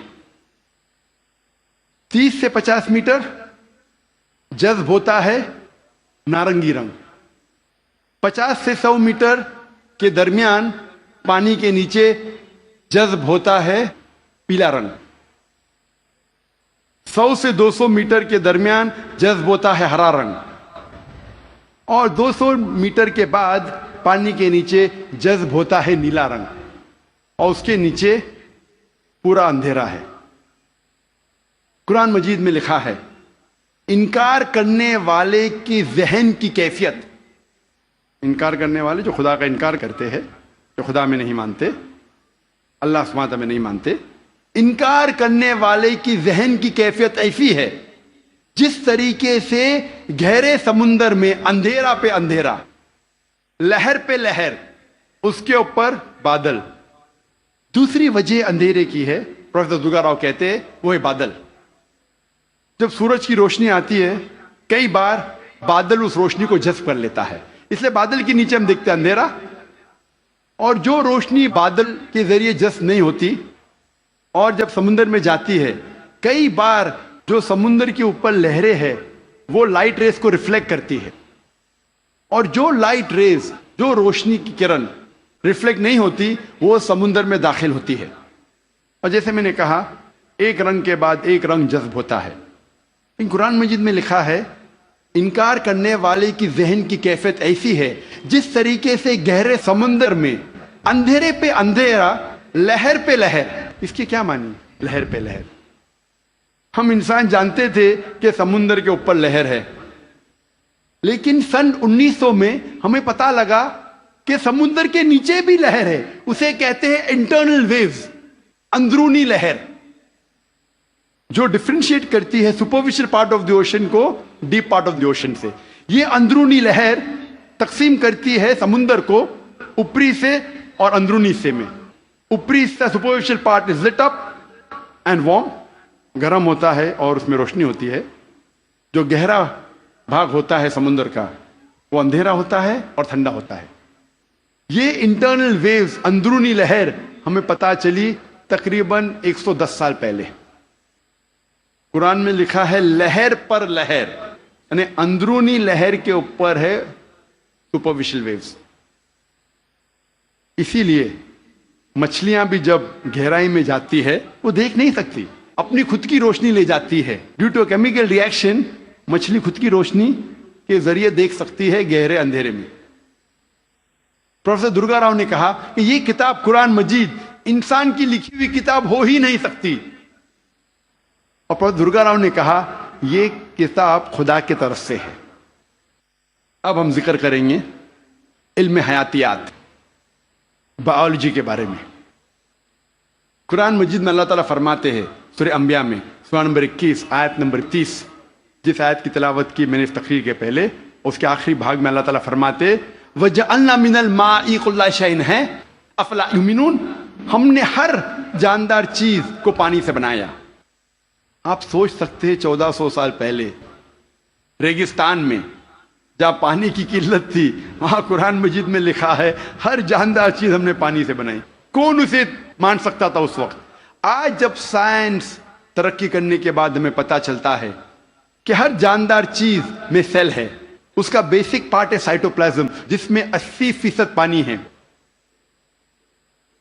اور ہر لیونگ آرگینزم میں 50 سے 90% پانی ہے، اور ہر جاندار چیز کو جینے کے لیے پانی کی ضرورت ہے. قرآن مجید میں لکھا ہے سورہ نور میں سورہ نمبر 24 آیت نمبر 45 میں ہم نے ہر جانور کو پانی سے بنایا. قرآن مجید میں لکھا ہے سورہ فرقان میں سورہ نمبر 25 آیت نمبر 54 میں ہم نے ہر انسان کو پانی سے بنایا ہے.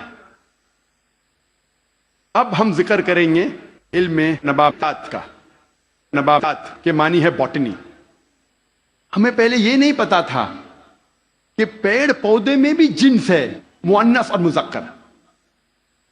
یہ حال ہی میں جب سائنس ترقی کا پتا چلا کہ پیڑ پودے میں بھی مذکر اور مؤنث ہے، جنس ہے. قرآن مجید میں اس کا ذکر ہے سورہ طٰہٰ میں سورہ نمبر 20 آیت نمبر 53 میں آیت نمبر 53 میں اللہ سبحانہ و تعالیٰ آسمان سے پانی برساتا ہے اور اس کے ذریعے پیڑ اور پودے جوڑوں میں پیدا کرتا ہے، مؤنث اور مذکر. اللہ تعالیٰ فرماتے ہیں سورہ رعد میں سورہ نمبر 13 آیت نمبر 3 میں کہ ہر پھل ہم نے بنایا جوڑے میں 2 اور 2. آپ سوچ سکتے ہیں 1400 سال پہلے جو ہم نے حال ہی میں جانا کہ پیڑ پودے میں بھی جنس ہے، مؤنث اور مذکر. اللہ تعالیٰ فرماتے ہیں سورہ زاریات میں سورہ نمبر 51 آیت نمبر 49 ہم نے ہر چیز جوڑے میں بنائی. تو جاندار ہے یا جاندار نہیں ہے، ہر چیز ہم نے جوڑے میں بنائی. مثال کے طور پہ الیکٹریسٹی ہے، فینومینا آف الیکٹریسٹی، اس میں بھی جوڑے ہے، positive and negative, electrons and protons. قرآن مجید میں اللہ تعالیٰ فرماتے سورہ یاسین میں سورہ نمبر 36 آیت نمبر 36 میں ہر چیز جو زمین سے پیدا ہوتی ہے، ہر انسان کو ہم نے جوڑے میں بنایا ہے، اور جو چیز انسان جانتے ہیں اور نہیں جانتے ہیں اس کو بھی ہم نے جوڑے میں بنایا ہے. اللہ تعالیٰ فرماتے ہیں کہ اللہ تعالیٰ نے سب چیز جوڑے میں بنائی. اب ہم ذکر کریں گے علم حیوانات کا، زوالوجی. علم حیوانات، زوالوجی. اللہ تعالیٰ فرماتے ہیں قرآن مجید میں سورہ انعام میں سورہ نمبر 6 آیت نمبر 38 میں ہر جانور جو زمین پہ چلتا ہے، ہر پرندہ جو آسمان میں اڑتا ہے، ہم نے انہیں انسان جیسے گروہوں میں رہنا سکھایا ہے. We have made them to live in communities like the human beings, the animals and the birds. اور آج سائنس تسلیم کرتا ہے کہ جانور اور پرندے بھی انسان جیسے گروہوں میں رہتے ہیں. They live in communities. اللہ تعالیٰ فرماتے ہیں سورہ نحل میں سورہ نمبر 16 آیت نمبر 68 اور 69 میں 68 اور 69 میں اللہ سبحانہ و تعالیٰ نے شہد کی مکھی کو سکھایا ہے کہ وہ اپنا چھتا بنائیں پیڑ میں، پہاڑ میں، انسان جہاں رہتے ہیں وہاں، اور مہارت کے ساتھ اپنا راستہ ڈھونڈے. اللہ تعالیٰ کیا کہنا چاہتا ہے جب کہتا ہے کہ ہم نے سکھایا شہد کی مکھی کو مہارت کے ساتھ اپنا راستہ ڈھونڈے؟ سن 1973 میں 1973 میں ایک مشہور سائنسداں جس کا نام تھا فون فریش، اس کو نوبل پرائز ملا ڈسکرائب کرنے کے لیے the behaviour of the bee and how they find the spacious path of the Lord. اس کو نوبل پرائز ملا شہد کی مکھی کے بارے میں ریسرچ کرنے کے لیے. اور سفون فریش کہتے ہیں کہ جب بھی کوئی مد مکھی، شہد کی مکھی ایک نیا باغیچہ ڈھونڈتی ہے اور ایک نیا پھول ڈھونڈتی ہے جس سے نیکٹر کو لیا جا سکتا ہے، وہ اپنے دوست سے جا کے کہتی ہے یہ نئے پھول کی دشا، اس نئے پھول تک کس طریقے سے پہنچنا اس کا نقشہ بتاتی ہے اپنے بدن کو ہلانے سے، جسے سائنس میں کہتے ہیں بی ڈانس. شہد کے مکھی کا ناچنا اپنے بدن کو ہلانے کے ذریعے وہ بتاتی ہے کس طریقے سے اس نئے پھول کی طرف آپ پہنچ سکتے ہیں. اور یہ آج سائنس جانتا ہے due to high photographic methods. اور قرآن میں جو شہد کی مکھی جو کام کرتی ہے، جسے انگلش میں کہتے ہیں ورکر بی، اس کا جنس کہا گیا ہے کہ وہ ہے فیمینن، وہ مؤنث ہے. عربی میں کہا گیا فصل کی کلی، مطلب مؤنث. انسان پہلے سمجھتے تھے کہ وہ کام کرنے والی شہد کی مکھی ہے مذکر، میل ہے. اسی لیے شیکسپیئر اپنی کتاب میں لکھتا ہے ہنری the 4 میں کہ سولجر بیز، مرد شہد کی مکھی آپس میں بات کرتے ہیں اور رپورٹ کرتے ہیں راجا کے پاس. آج سائنس کہتی ہے کہ جو کام کرنے والے شہد کی مکھی وہ مذکر نہیں ہے، مؤنث ہے، دے آر فیمینائن. اور وہ راجا کے پاس جا کے رپورٹ نہیں کرتی، وہ رانی کے پاس جا کے رپورٹ کرتی ہے. آپ سوچ سکتے ہیں قرآن مجید 1400 سال پہلے اس ورکر بی کا جنس بھی بتاتا ہے کہ فیمینن ہے، مؤنث ہے. اللہ تعالیٰ فرماتے سورہ عنکبوت میں سورہ نمبر 29 آیت نمبر 41 میں کہ جو لوگ اللہ کے علاوہ جس کو مددگار بناتے ہیں ان کی مثال ہے مکڑی جیسی، لائک اے اسپائڈر. اور مکڑی اپنے لیے گھر بناتی ہے اور مکڑی کا گھر کمزور ہے. قرآن مجید میں یہ کہنے کے علاوہ کہ جو لوگ اللہ کے علاوہ کسی کو مددگار بناتے ہیں وہ اپنا گھر ویب جیسا، جالا جیسا گھر بناتے ہیں جو کمزور ہے، نازک ہے. اس کے علاوہ یہ اشارہ کر رہا ہے، آج سائنس یہ کہتی ہے کہ many a time the female spider kills the male spider. مکڑی مکڑے کا قتل کرتی ہے. آج سائنس یہ کہتی ہے کہ بتانے کے علاوہ کہ جو جال مکڑی کا کمزور ہے، یہ بھی بتاتی ہے کہ فیملی ریلیشن شپ، گھر میں کیسا برتاؤ ہے. مکڑی کئی بار مکڑے کا قتل کرتی ہے اور کہا جاتا ہے بلیک وڈو، کالی ودوا یا کالی بیوہ. قرآن مجید میں اس کا ذکر ہے 1400 سال پہلے.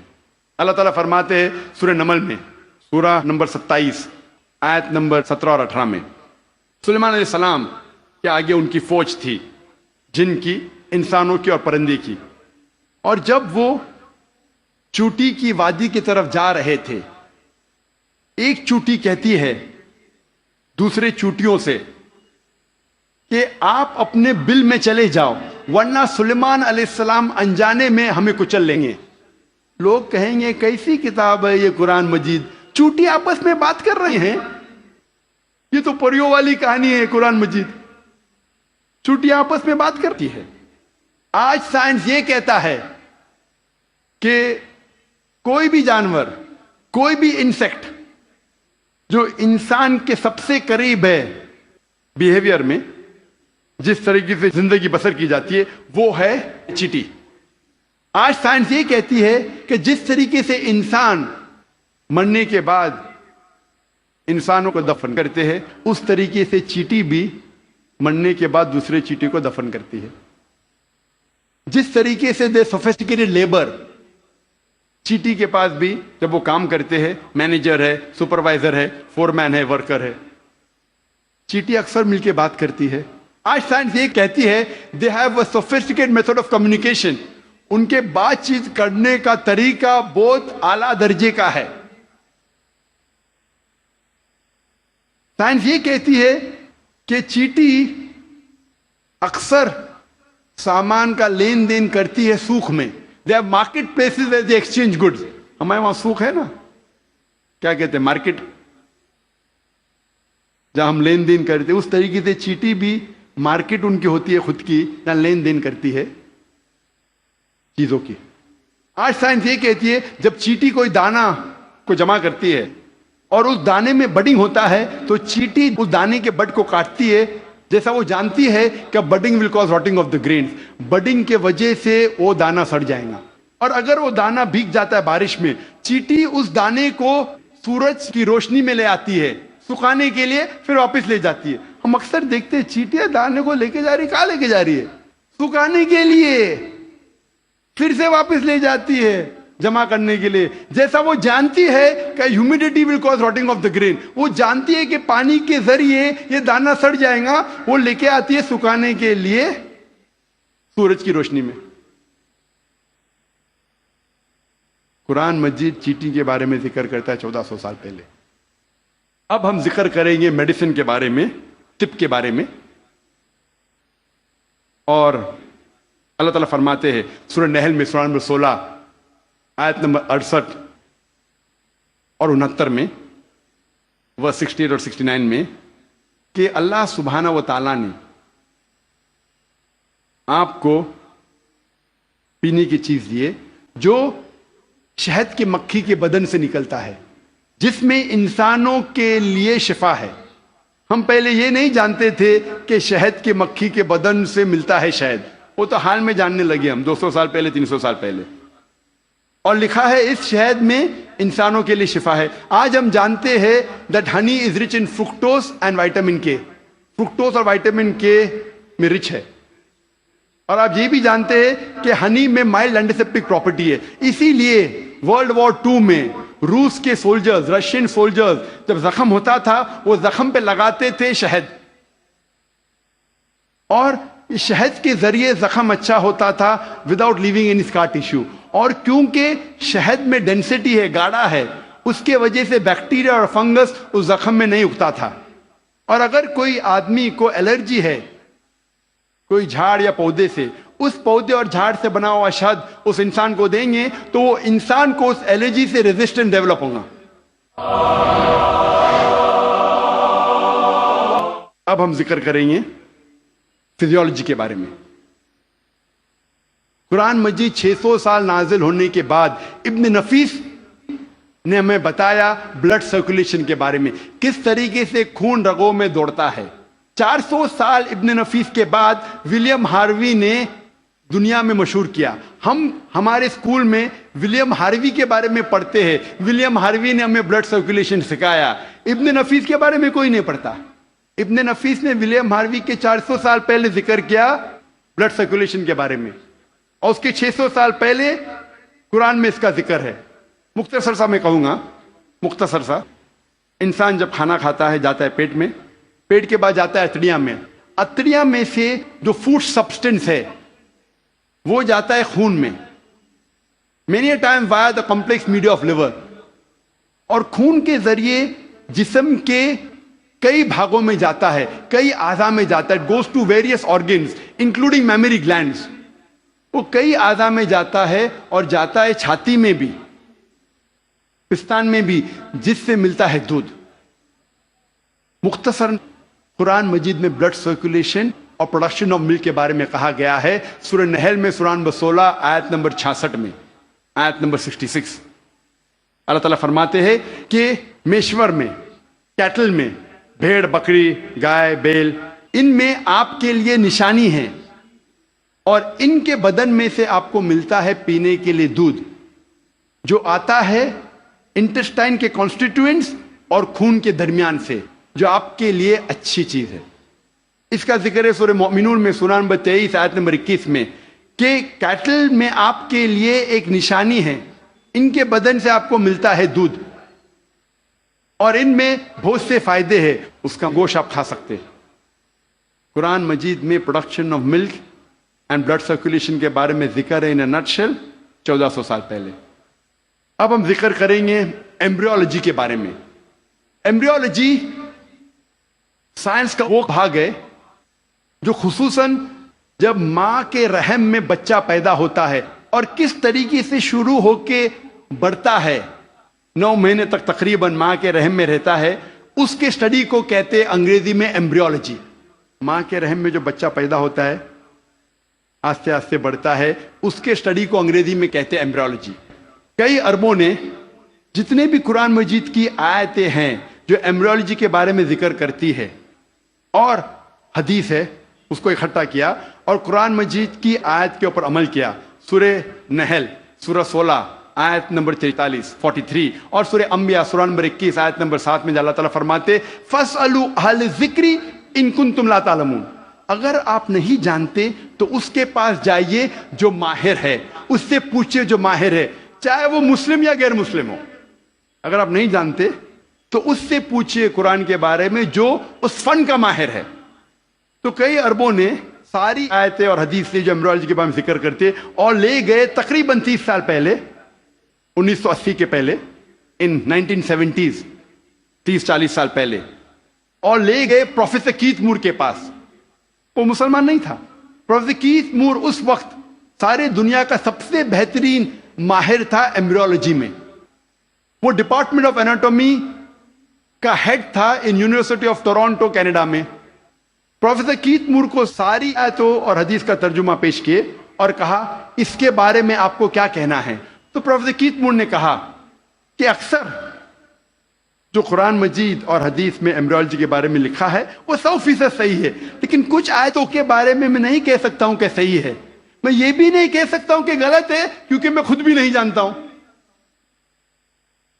اور دو ایسے آیت تھے، جو پہلے دو آیت جو نازل کی گئے تھے، سورہ اقرا سورہ علق سورہ نمبر 96 آیت نمبر 1 اور 2، جہاں اللہ تعالیٰ فرماتے اقرا بسم ربک الذی خلق خلق الانسان من علق، پڑھو اس کے نام سے جو خالق ہے جس نے انسانوں کو بنایا ہے علقہ سے، خون کے لوتھڑے سے، جونک سے، لیچ لائک سبسٹنس سے۔ پروفیسر کیتھ مور نے کہا میں نہیں جانتا ہوں کہ ایمبریو جب بچہ پہلے سٹیج میں ہوتا ہے، مرحلے میں ہوتا ہے، وہ جونک جیسا لگتا ہے۔ تو پروفیسر کیتھ مور اپنے لیبورٹری میں گئے اور پاورفل مائکروسکوپ کے اندر دیکھا اور ایک جونک کی تصویر لی اور اسے کمپیئر کیا اور وہ حیران ہو گئے یکسانیت پہ۔ اور اس کے بعد جب انہیں 80 سوالات پوچھے گئے ایمبریولوجی کے بارے میں جو قرآن اور حدیث میں ذکر آتا ہے، تو پروفیسر کیتھ مور نے کہا اگر آپ مجھے یہ 30 سال پہلے پوچھتے تو 50% سے زیادہ میں جواب نہیں دے سکتا تھا، کیونکہ embryology is a new branch which is developed in the field of medicine, وہ نئی برانچ ہے میڈیسن کی۔ اور پروفیسر کیتھ مور نے کہا کہ یہ کتاب قرآن مجید کوئی انسان لکھ ہی نہیں سکتا، اور مجھے کوئی شک نہیں ہے کہ یہ قرآن مجید خدا کی طرف سے ہے اور محمد صلی اللہ علیہ وسلم اس خدا کے پیغمبر ہے۔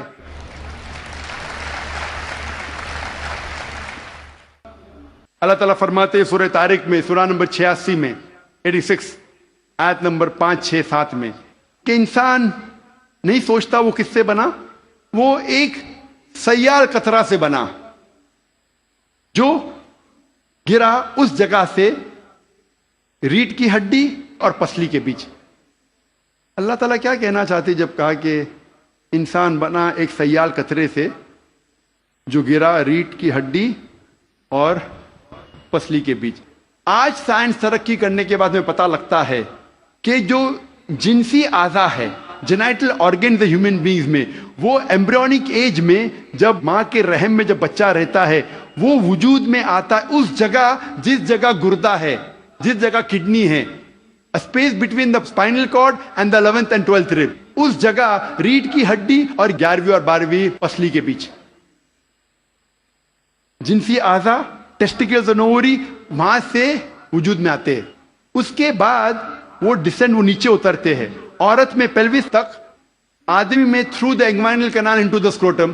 لیکن نیچے آنے کے بعد یہ جنسی اعضا جب انسان بڑا بھی ہو جاتا ہے، ماں کے پیٹ کے باہر نکلتا ہے، پھر بھی نیچے اترنے کے باوجود ان کے خون کا سپلائی اور نرو سپلائی اسی جگہ سے آتا ہے جہاں گردہ موجود ہے، اور لمفیٹک ڈرینیج اسی جگہ جاتا ہے جہاں گردہ موجود ہے، ریڑھ کی ہڈی اور 11ویں اور 12ویں پسلی کے بیچ۔ قرآن مجید میں اللہ تعالیٰ فرماتے سورہ حج میں سورہ نمبر 22 آیت نمبر 5 اور سورہ مومنون میں سورہ نمبر 23 آیت نمبر 13 میں کہ ہم نے انسان کو نطفہ سے بنایا ہے۔ نطفہ کے معنی عربی میں ہے ایک چھوٹا سا سیال قطرہ، مائنیوٹ کوانٹٹی آف لکوڈ، جس طریقے سے آپ کپ کو خالی کرتے اور جو چھوٹا سا قطرہ سیال کا رہتا ہے، سیال قطرہ اسے کہتے ہیں نطفہ۔ اللہ تعالیٰ فرماتے ہیں سورہ سجدہ میں، سورہ نمبر 32 آیت نمبر 8 میں، ہم نے انسان کو بنایا ہے سلالہ سے۔ سلالہ کے معنی عربی میں ہے پورے حصے کا سب سے بہترین حصہ، سارے بھاگ کے سب سے بہترین بھاگ کو کہتے ہیں سلالہ۔ آج سائنس یہ کہتا ہے کہ 1 سمائنل ایمیشن میں 30 کروڑ سپرمز ہے۔ آدمی جب ایجیکولیٹ کرتا ہے عام طور پہ تقریباً 30 کروڑ سپرم ایجیکولیٹ کرتا ہے، اس میں سے صرف ایک ہی کافی ہے، اونلی 1 سپرمٹوزوا، ایک کافی ہے بیضے کو فرٹیلائز کرنے کے لیے، بوجھل کرنے کے لیے، ایک ہی کافی ہے۔ اس 30 کروڑ میں سے ایک کو قرآن کہتا ہے سلالہ، best part of the whole, سارے حصے کا سب سے بہترین حصہ۔ اللہ تعالیٰ فرماتے سورہ انسان میں، سورہ نمبر 76 آیت نمبر 2 میں، ہم نے انسان کو تحفہ دیا ہے، صلاحیت دی ہے سننے کی اور دیکھنے کی۔ قرآن میں لکھا ہے سب سے پہلے آتی ہے انسان میں صلاحیت سننے کی۔ آج سائنس یہ کہتی ہے کہ 22ویں دن میں ماں کے پیٹ میں بچے کا کان اندرونی حصہ شروع ہوتا ہے اور 5ویں مہینے تک کمپلیٹ ہوتا ہے، 7ویں مہینے میں آنکھ کھلتی ہے۔ تو قرآن میں لکھا سب سے پہلے آتی ہے سننے کی صلاحیت، اس کے بعد دیکھنے کی۔ قرآن میں اس کا ذکر ہے سورہ سجدہ میں، سورہ نمبر 32 آیت نمبر 9 میں بھی، ہم نے انسان کو دی ہے صلاحیت سننے کی، سوچنے کی اور سمجھنے کی۔ قرآن مجید میں جب جینیٹکس کے بارے میں ہم پڑھتے ہیں، آج سائنس یہ کہتی ہے کہ جو انسان کا جنس ہے وہ آدمی کے سیال سپرم پہ ڈیپینڈ کرتا ہے، منی پہ ڈیپینڈ کرتا ہے، اور اگر 23rd پیئر آف کروموزوم، 23ویں جوڑی کروموزوم کی اگر وہ XX ہے تو ہو جاتی ہے لڑکی، اگر XY ہے تو بن جاتا ہے لڑکا۔ اور منی ذمہ دار ہے یہ جاننے کے لیے کہ لڑکا ہے لڑکی ہے۔ منی کا اگر X حصہ لیتا ہے فرٹیلائزیشن میں تو بنتی ہے لڑکی، اگر Y حصہ لیتا ہے تو بنتا ہے لڑکا۔ یہ ہم حال ہی میں جانیں، قرآن مجید میں اس کا ذکر ہے 1400 سال پہلے، سورہ نجم میں، سورہ نمبر 53 آیت نمبر 45-46 میں اللہ تعالیٰ فرماتے ہم نے انسان کو جوڑے میں بنایا ہے، میل اینڈ فیمیل، جنس میں مذکر اور مؤنث، ایک قطرے سے جو آدمی سے آتا ہے، عربی میں لکھا ہے تمنا۔ اس کا ذکر ہے سورہ قیامہ میں، سورہ نمبر 75، سورہ نمبر 75 آیت نمبر 37-39۔ اس میں اللہ تعالیٰ فرماتے ہم نے انسان کو بنایا ہے نطفتن من من یمنا، ہم نے انسان کو بنایا ہے آدمی کے منی کے نطفے سے، اور پھر بنا علقات سے مدغہ، اور ان کو جنس ڈالی، مرد اور عورت۔ قرآن میں لکھا ہے یہ سپرم منی رسپانسبل ہے for giving the sex to the child, male اور فیمیل۔ ہمارے دیش میں اکثر والدین چاہتے ہیں کہ لڑکا پیدا ہو، اگر لڑکی پیدا ہوتی ہے تو ساس کہیں گی بہو سے کہ تو نے لڑکی کو پیدا کیوں کی، لڑکی کو پیدا کیوں کی؟ لڑکی یا لڑکا ہونا اللہ سبحانہ تعالیٰ کے ہاتھ میں ہے، لیکن اگر کسی کو دوش دینا ہے تو سائنس اور قرآن کہتا ہے کہ لڑکی یا لڑکا ہونے کے لیے مرد کا سپرم منی از ریسپانسبل، مرد کا منی ذمہ دار ہے۔ تو اگر ساس کو کسی کو دوش دینا ہے تو اپنے بیٹے کو دینا چاہے، بہو کو نہیں، کیونکہ سائنس اور قرآن کہتا ہے کہ سپرم از ریسپانسبل۔ اللہ تعالیٰ فرماتے ہیں سورہ زمر میں، سورہ نمبر 39 میں آیت نمبر 6 میں کہ ہم نے انسان کو ماں کے رحم میں بنایا، مرحلے کے بعد دوسرے مرحلے میں، stages after stages, in 3 veils of darkness, 3 اندھیرے پردوں میں۔ پروفیسر کیتھ مور نے کہا یہ 3 پردے اندھیرے کے معنی ہیں اینٹی ایبڈومنل وال، یوٹرائن وال، ایمنیو کوریونک میمبرین۔ اینٹی ایبڈومنل وال مطلب ماں کے آگے کی پیٹ کی دیوار، یوٹرائن وال مطلب رحم کی دیوار، اور ایمنیو کوریونک میمبرین۔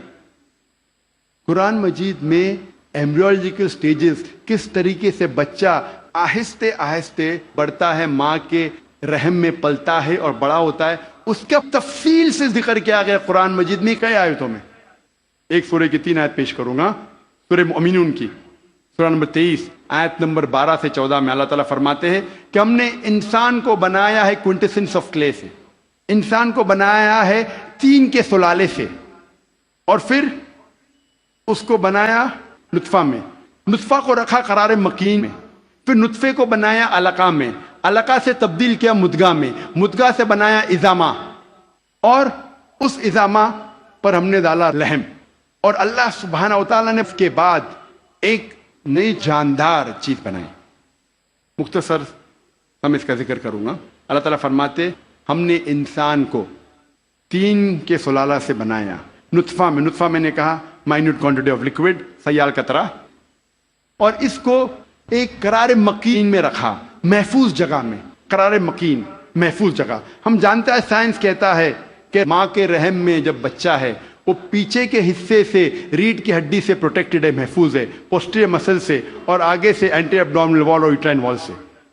ہم نے پھر بنایا علقہ میں۔ علقہ کے 3 معنی ہیں، ایک ہے جوک، دوسرا ہے خون کا لوتڑا، اور تیسرا ہے ٹو کلنگ، مطلب چپک کے لٹکنا۔ علقہ کے 3 معنی، ایک معنی کا ذکر میں کر چکا ہوں کہ جوک ہے، لیچ لائک سبسٹنس۔ وہ دکھنے کے علاوہ آج سائنس یہ کہتی ہے کہ ماں کے رحم میں بچہ جونک جیسا برتاؤ کرتا ہے، ماں کے ذریعے خون چوستا ہے تھرو دا پلیسنٹا، تو دکھنے کے علاوہ جونک جیسا برتاؤ بھی کرتا ہے۔ دوسرے معنی ہے خون کا لوتڑا۔ آج سائنس یہ کہتی ہے کہ شروع میں بلڈ سرکولیشن شروع نہیں ہوتا ہے، رگوں میں خون بہنا شروع نہیں ہوتا ہے، تو دیکھنے میں اس سٹیج میں، اس مرحلے میں وہ دکھتا ہے خون کا لوتھڑا۔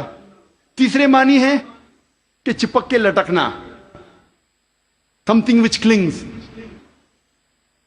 آج سائنس یہ کہتی ہے کہ ماں کے رحم میں بچہ چپک کے لٹکتا ہے ماں کے رحم کی دیوار کو۔ تو تینوں معنی الحمدللہ ثم الحمدللہ جو قرآن مجید میں علقہ کی ہے، تینوں معنی سائنٹیفکلی آج ثابت ہو چکی ہے۔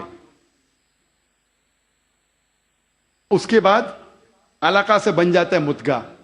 مدغہ کے معنی چبائی ہوئی چیز، اچوڈ لائک لمپ۔ پروفیسر کیتھ مون نے ایک پلاسٹر سیل لی، اپنے دانت کے درمیان چبائے، اور جب باہر نکالا تو دیکھا کہ وہ دانت کے نشان تھے، اٹ ریزمبل دا سومائٹس، جہاں سے نروز نکلتے ہیں۔ مدغہ کو اللہ تعالیٰ نے بنایا عظامہ میں، عظامہ مانے ہڈی، اور اس ہڈی پہ ڈالے لحم، لحم مطلب گوشت۔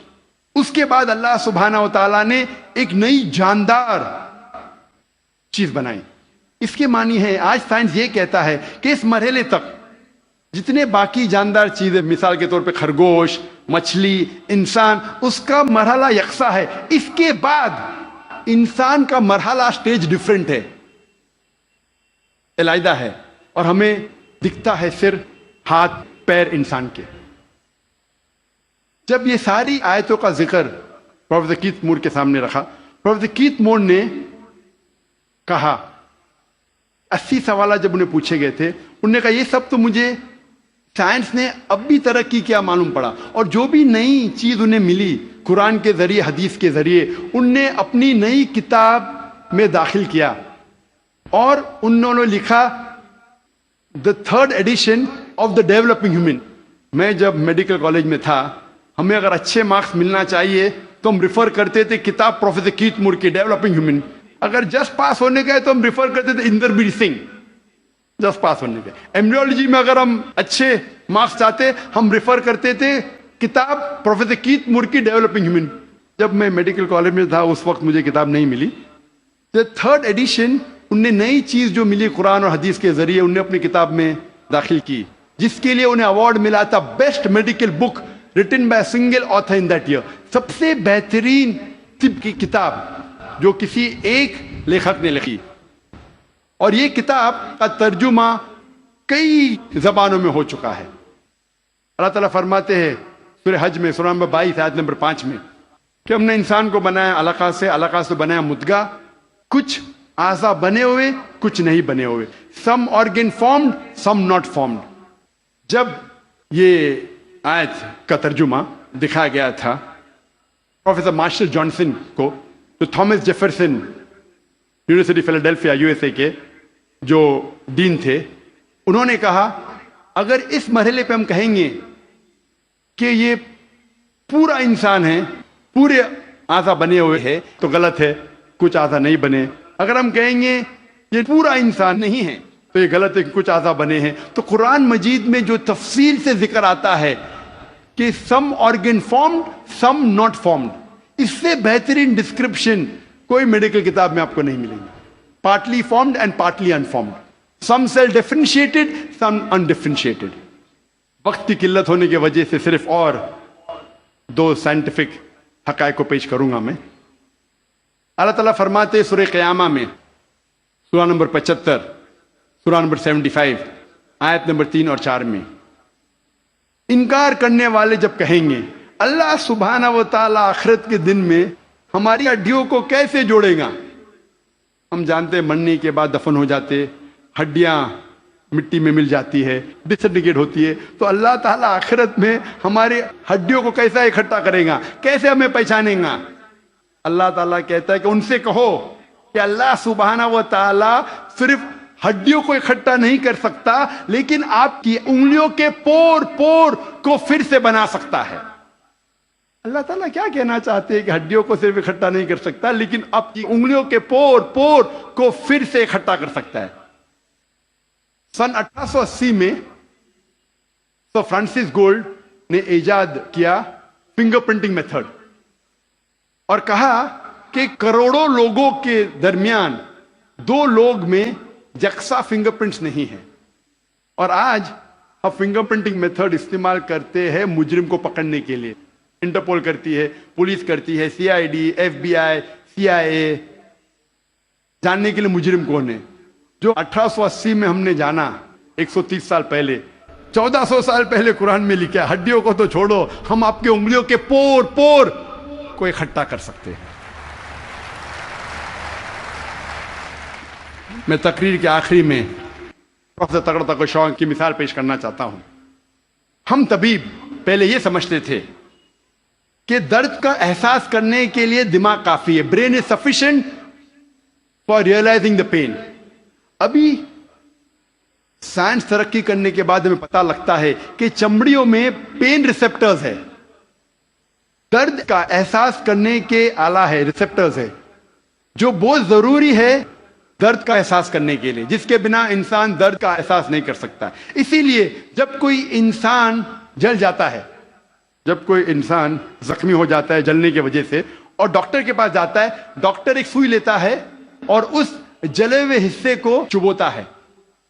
अगर मरीज को दर्द होता है, डॉक्टर खुश है, pen receptors are intact, pen receptors महफूज है। अगर मरीज को दर्द नहीं होता है, डॉक्टर को अफसोस होता है, पेन रिसेप्टर्स खत्म हो चुके हैं, मर चुके हैं। आज हमें पता चला कि पेन रिसेप्टर्स भी जरूरी है दर्द का एहसास करने के लिए।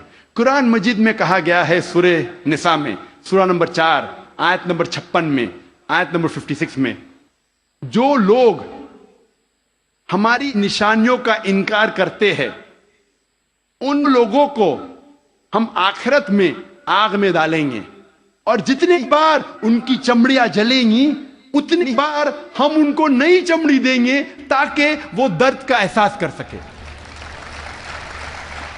अल्लाह ताला क्या कहना चाहता है कि जो लोग हमारी निशानियों को झुटलाते हैं, इनकार करते हैं, हम उनको आखिरत में आग में डालेंगे और जितनी बार उनकी चमड़ियां जलेंगी उतनी बार हम उनको नई चमड़ी देंगे ताकि वो दर्द का एहसास कर सके। अल्लाह ताला ये कहना चाहता है कि चमड़ियों में पेन रिसेप्टर्स है, अगर पेन रिसेप्टर्स मर गए तो दर्द कैसा होगा, तो दर्द का एहसास दिलाने के लिए नई चमड़ी देंगे, जलेंगी नई चमड़ी देंगे।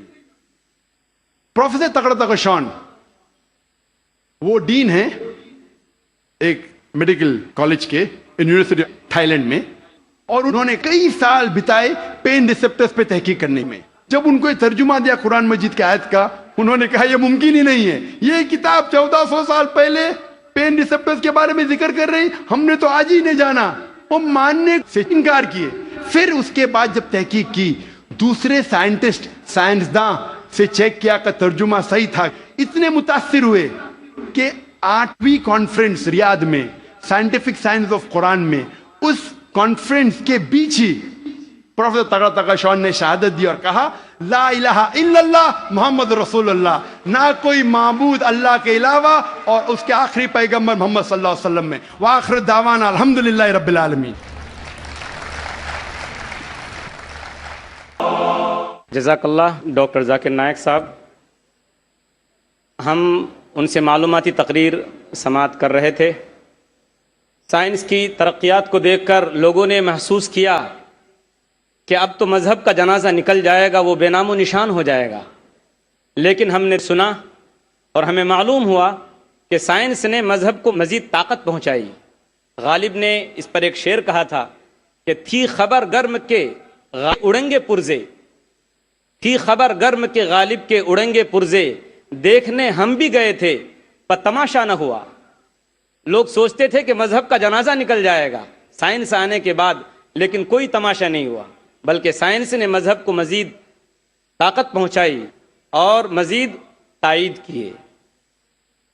اب ہم اس اجلاس کے دوسرے سیشن کی شروعات کرتے ہیں۔ یہ سوال و جواب کا سیشن ہے جس میں آپ مقرر سے سوال کر سکتے ہیں اور مقرر انشاءاللہ آپ کے سوالات کے جوابات دیں گے۔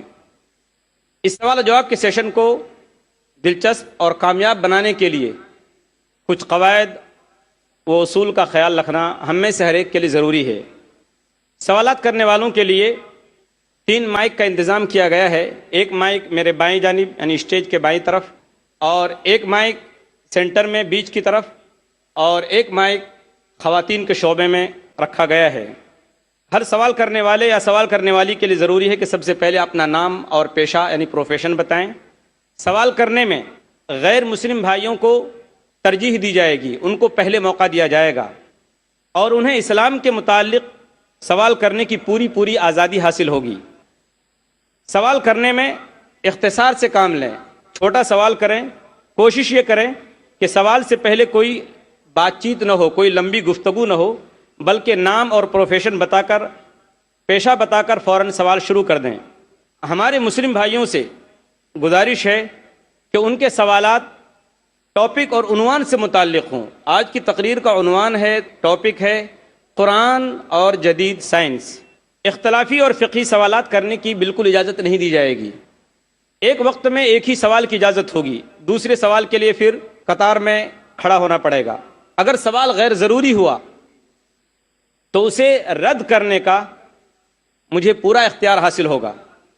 مجھے امید ہے کہ آپ حضرات ان اصولوں کو سامنے رکھتے ہوئے سوال و جواب کے اس دلچسپ سیشن کو کامیاب بنانے میں ہماری ہر طرح سے مدد کریں گے۔ مائک نمبر 1 میں اگر کوئی غیر مسلم بھائی ہو تو میں والنٹیئر حضرات سے گزارش کروں گا کہ وہ ان کو موقع دیں۔ Dilip Kalantri, I am a businessman. میرے کافی مسلم فرینڈس تھے، وہ اکثر کہتے تھے مجھے کہ اسلام میں بیعت سے دھندا مطلب پیسہ لے کے دھندا کرنا غلط ہے۔ مجھے اکثر وچار آتا تھا کہ یہ کیسے ڈیولپمنٹ ہوگا، لیکن آج کا پریزنٹ سینیریو پورے دنیا کا دیکھتے ہوئے ایک ماننا پڑ رہا ہے کہ جس نے اپنا گھر گروی رکھ کے قرض لیا اور پروفٹ جس میں ملتا ہے اس شیئر بازار میں لگایا، ان کا گھر بھی تباہ ہو گیا۔ یہ جو سائنس آج آپ نے بتایا کہ اسلام ایک سائنس ہے، جیسے سائنس کے اوپر بھی کام کرتا ہے، تو یہ جو بات انہوں نے آج کے 1400 سال پہلے اگر کہی ہوگی کہ بیاج لینا غلط ہے، حرام ہے، اس کے پیچھے اس کی کیا فلسفی تھی، یہ میں جاننا چاہوں گا سر۔ بھائی صاحب نے بہت اچھا سوال پوچھا کہ اسلام میں ان کے بہت سے دوست، مسلمان دوست کہتے ہیں کہ بیاج لینا حرام ہے۔ وہ یہ نہیں جانتے تھے کیوں حرام ہے، لیکن ابھی پتہ چلا کہ جو دنیا کی حالت ہے اکنامک میلٹ ڈاؤن میں، وہ جاننا چاہتے ہیں کیوں یہ حرام ہے۔ اور قرآن مجید میں کم سے کم 8 جگہ لکھا ہے بیاج کے بارے میں۔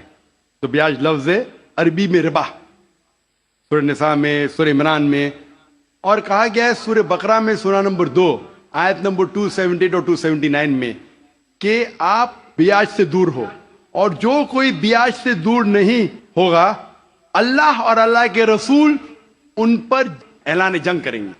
بیاج اتنی بری بات ہے، گناہ کبیرہ ہے، اور گناہ کبیرہ میں امام الذہبی نے اسے 11ویں نمبر پہ رکھا، 70 گناہ کبیرہ میں 11ویں نمبر پہ رکھا۔ بھائی صاحب پوچھے کیوں برا ہے؟ کیونکہ بیاج سے امیر آدمی اور امیر ہوتا ہے، غریب آدمی اور غریب بنتا ہے. امیر آدمی اور امیر ہوتا ہے، غریب آدمی اور غریب بنتا ہے. عام طور پہ آپ جب لون دینے جائیں گے تو غریب آدمی کو لون کا ملتا ہے، اور امیر آدمی بتائے گا میرے پاس یہ میرے پاس وہ ہے، تو اس کو لون ملتا ہے.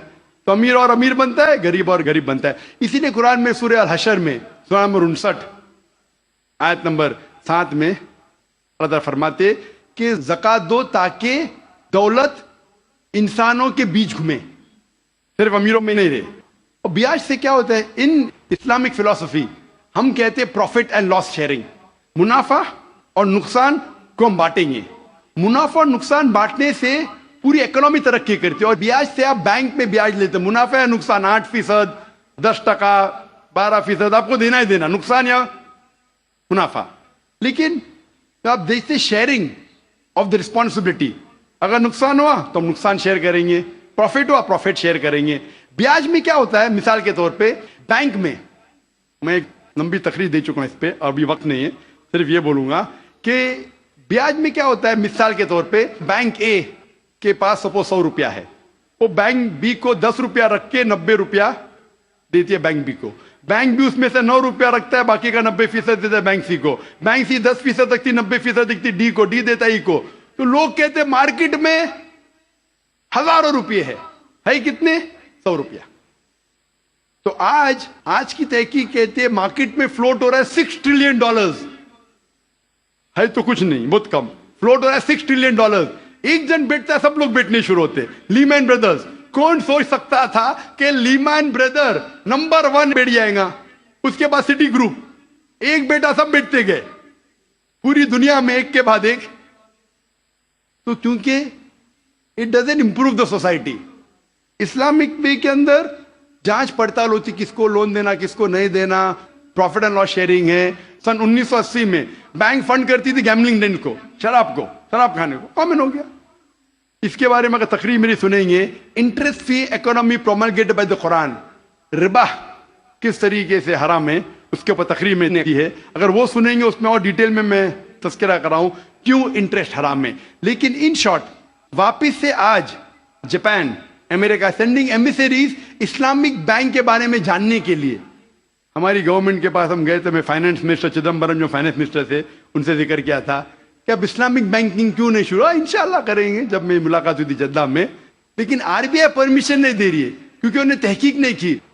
انگلینڈ دے چکی ہے، کئی ممالک دے چکے. انڈیا بھی اگر اسلامک بینک ہو جس میں پروفٹ اینڈ لاس شیئرنگ ہے، اگر اس کی اجازت دی تو انشاءاللہ انڈین اکانومی بھی بڑھیں گی انشاءاللہ.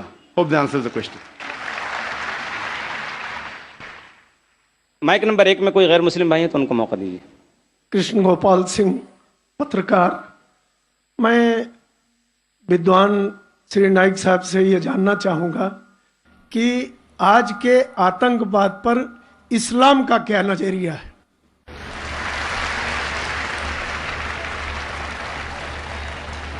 بھائی صاحب نے سوال کیا ہے کہ آج کے آتنک واد پر اسلام کا کیا نظریہ ہے، اور میں نے ایک تقریر کی ہے انگریزی میں بھی، از ٹیررزم مسلم مونوپولی، اور پونا میں بھی اردو میں، ہندی میں. کیا آتنک واد مسلمان کی وراثت ہے؟ کہ اکثر لوگ سمجھتے ہیں آتنک واد مطلب مسلمان ہونا ضروری ہے. اور ایک کہاوت تھی کہ ہر مسلمان آتنک وادی نہیں لیکن ہر آتنک واد مسلمان. تو اس جملے کی وجہ سے میں تقریر کی تھی، وقت کی قلت ہے ابھی. لیکن آپ نے کہا کہ آتنک واد پر اسلام کا کیا نظریہ ہے. قرآن مجید میں صاف الفاظ میں لکھا ہے، سورہ مائدہ میں سورہ نمبر 5 آیت نمبر 32 میں، اگر کوئی بھی انسان دوسرے انسان کا قتل کرتا ہے، صرف قتل کے بدلے قتل، اور اگر وہ اس زمین پہ فساد پھیلا رہا ہے، ان 2 وجہ کے علاوہ کوئی انسان دوسرے انسان کا قتل کرتا ہے، گویا کہ ایسا ہے کہ ساری انسانیت کا قتل کرتا ہے. کوئی بھی انسان دوسرے انسان کا قتل کرتا ہے، معصوم، چاہے وہ مسلمان ہو یا غیر مسلمان ہو. اگر کوئی انسان دوسرے انسان کا قتل کرتا ہے، چاہے مسلمان ہو یا غیر مسلمان ہو، اگر معصوم انسان کا قتل کرتا ہے تو قرآن کی آیتیں گویا کہ وہ ساری انسانیت کا قتل کر رہا ہے. اور اگر وہ ایک معصوم انسان کی جان بچاتا ہے، چاہے مسلمان یا غیر مسلمان ہو، گویا کہ وہ ساری انسانیت کی جان بچا رہا ہے۔ تو مختصر سا یہ جواب ہے، اگر کوئی معصوم لوگ کا قتل کر رہا ہے اسلام میں حرام ہے۔ مثال کے طور پہ 9/11 3,000 سے زیادہ لوگ کا قتل ہوا ٹوین ٹاور کے اٹیک میں، جو لنڈن بامبنگ ہوئے 50 سے زیادہ لوگ مرے، جو بامبے کے اندر ٹرین بام بلاسٹ ہوا 180 سے زیادہ لوگ مرے۔ معصوم انسان کا قتل کرنا حرام ہے۔ یہ سارے جتنے اٹیکس ہے کس نے کیا میں جانتا نہیں ہوں، میڈیا کہتی ہو سکتا ہے مسلمان، میرے پاس کوئی ثبوت نہیں ہے۔ جس نے بھی کیا اس نے غلط کیا، چاہے وہ مسلمان نے کیا غیر مسلمان نے کیا، لیکن اب تک یہ سارے اٹیکس کا کوئی ثبوت نہیں ہے کوئی بھی گورنمنٹ کے پاس، نہ USA کے پاس، نہ UK کے پاس، نہ انڈیا کے پاس۔ پرائم سسپیکٹ کہتے ہیں، لیکن جس نے بھی یہ قتل کیا چاہے مسلم ہے غیر مسلم ہے وہ حرام ہے۔ لیکن ساتھ ساتھ مجھے یہ بھی کہنا ہے کہ ہزاروں لوگ جب افغانستان میں ان کا قتل ہوا بم کے ذریعے، پلین کے ذریعے بم گرائے گئے، وہ بم جا کے نیچے اور بم بنتے ہیں۔ عراق میں لاکھوں لوگ کا قتل ہوا، افغانستان میں، عراق میں، یہ بڑے دہشت گرد ہیں، اور ہزاروں لوگ کا قتل کیا جو گجرات میں ہوا۔ جب ہم کہتے ہیں کہ 9/11 کو آپ غلط کہو، ٹرین بامبنگ ان لنڈن غلط کہو، جو بامبنگ بامبے میں ہوئی وہ غلط ہے، اس کے ساتھ ساتھ یہ بھی کہو کہ افغانستان میں لاکھوں لوگ کا قتل ہوا وہ بھی غلط ہے، عراق میں جو لاکھوں لوگ کا قتل ہوا وہ بھی غلط ہے، جو معصوم لوگ کا قتل ہو رہا ہے پیلسٹائن میں وہ بھی غلط ہے۔ ہمیں ڈبل سٹینڈرڈ نہیں کرنا چاہیے۔ پیلسٹائن میں ہو رہا ہے، معصوم لوگ کا قتل ہو رہا ہے، بچے لوگ کا قتل کیا جا رہا ہے، وہ UN نہیں بولتی ہے دہشت گرد، کیوں؟ Double standard. تو جو بھی معصوم انسان کا قتل کر رہا ہے چاہے وہ مسلمان ہو یا غیر مسلمان ہو وہ دوشی ہے اور حرام ہے، اسلام اس کی سخت مخالفت کرتا ہے۔ جی بھائی صاحب، مائک نمبر 2 سے سوال۔ نمسکار صاحب، میں کانتی بھائی گاندھی، چیئرمین ساسپیرا پاورلوم سینٹر۔ میرا سوال صرف ایک ہی ہے، جہاد کا ایکچوئل میننگ کیا ہے، اور جہاد کے نام پہ جموں کشمیر میں جو آج خون خرابہ ہو رہا، اس کے اوپر آپ کی پرتیکریا کیا ہے؟ بھائی صاحب نے ایک بہت اہم سوال پوچھا۔ آج کی تاریخ میں سب سے بدنام لفظ اسلام میں ہے، وہ ہے لفظ جہاد، اور جہاد کے بارے میں سب سے زیادہ غلط فہمی ہے، صرف غیر مسلمانوں کو نہیں مسلمانوں کو بھی۔ اکثر لوگ سمجھتے ہیں کہ جہاد کے معنی کوئی بھی مسلمان اگر جھگڑا کر رہا ہے، لڑائی کر رہا ہے، چاہے ذاتی فائدے کے لیے ہو، چاہے اپنے نام کے لیے ہو، چاہے زمین کے لیے ہو، چاہے پیسہ کے لیے ہو، وہ ہے جہاد۔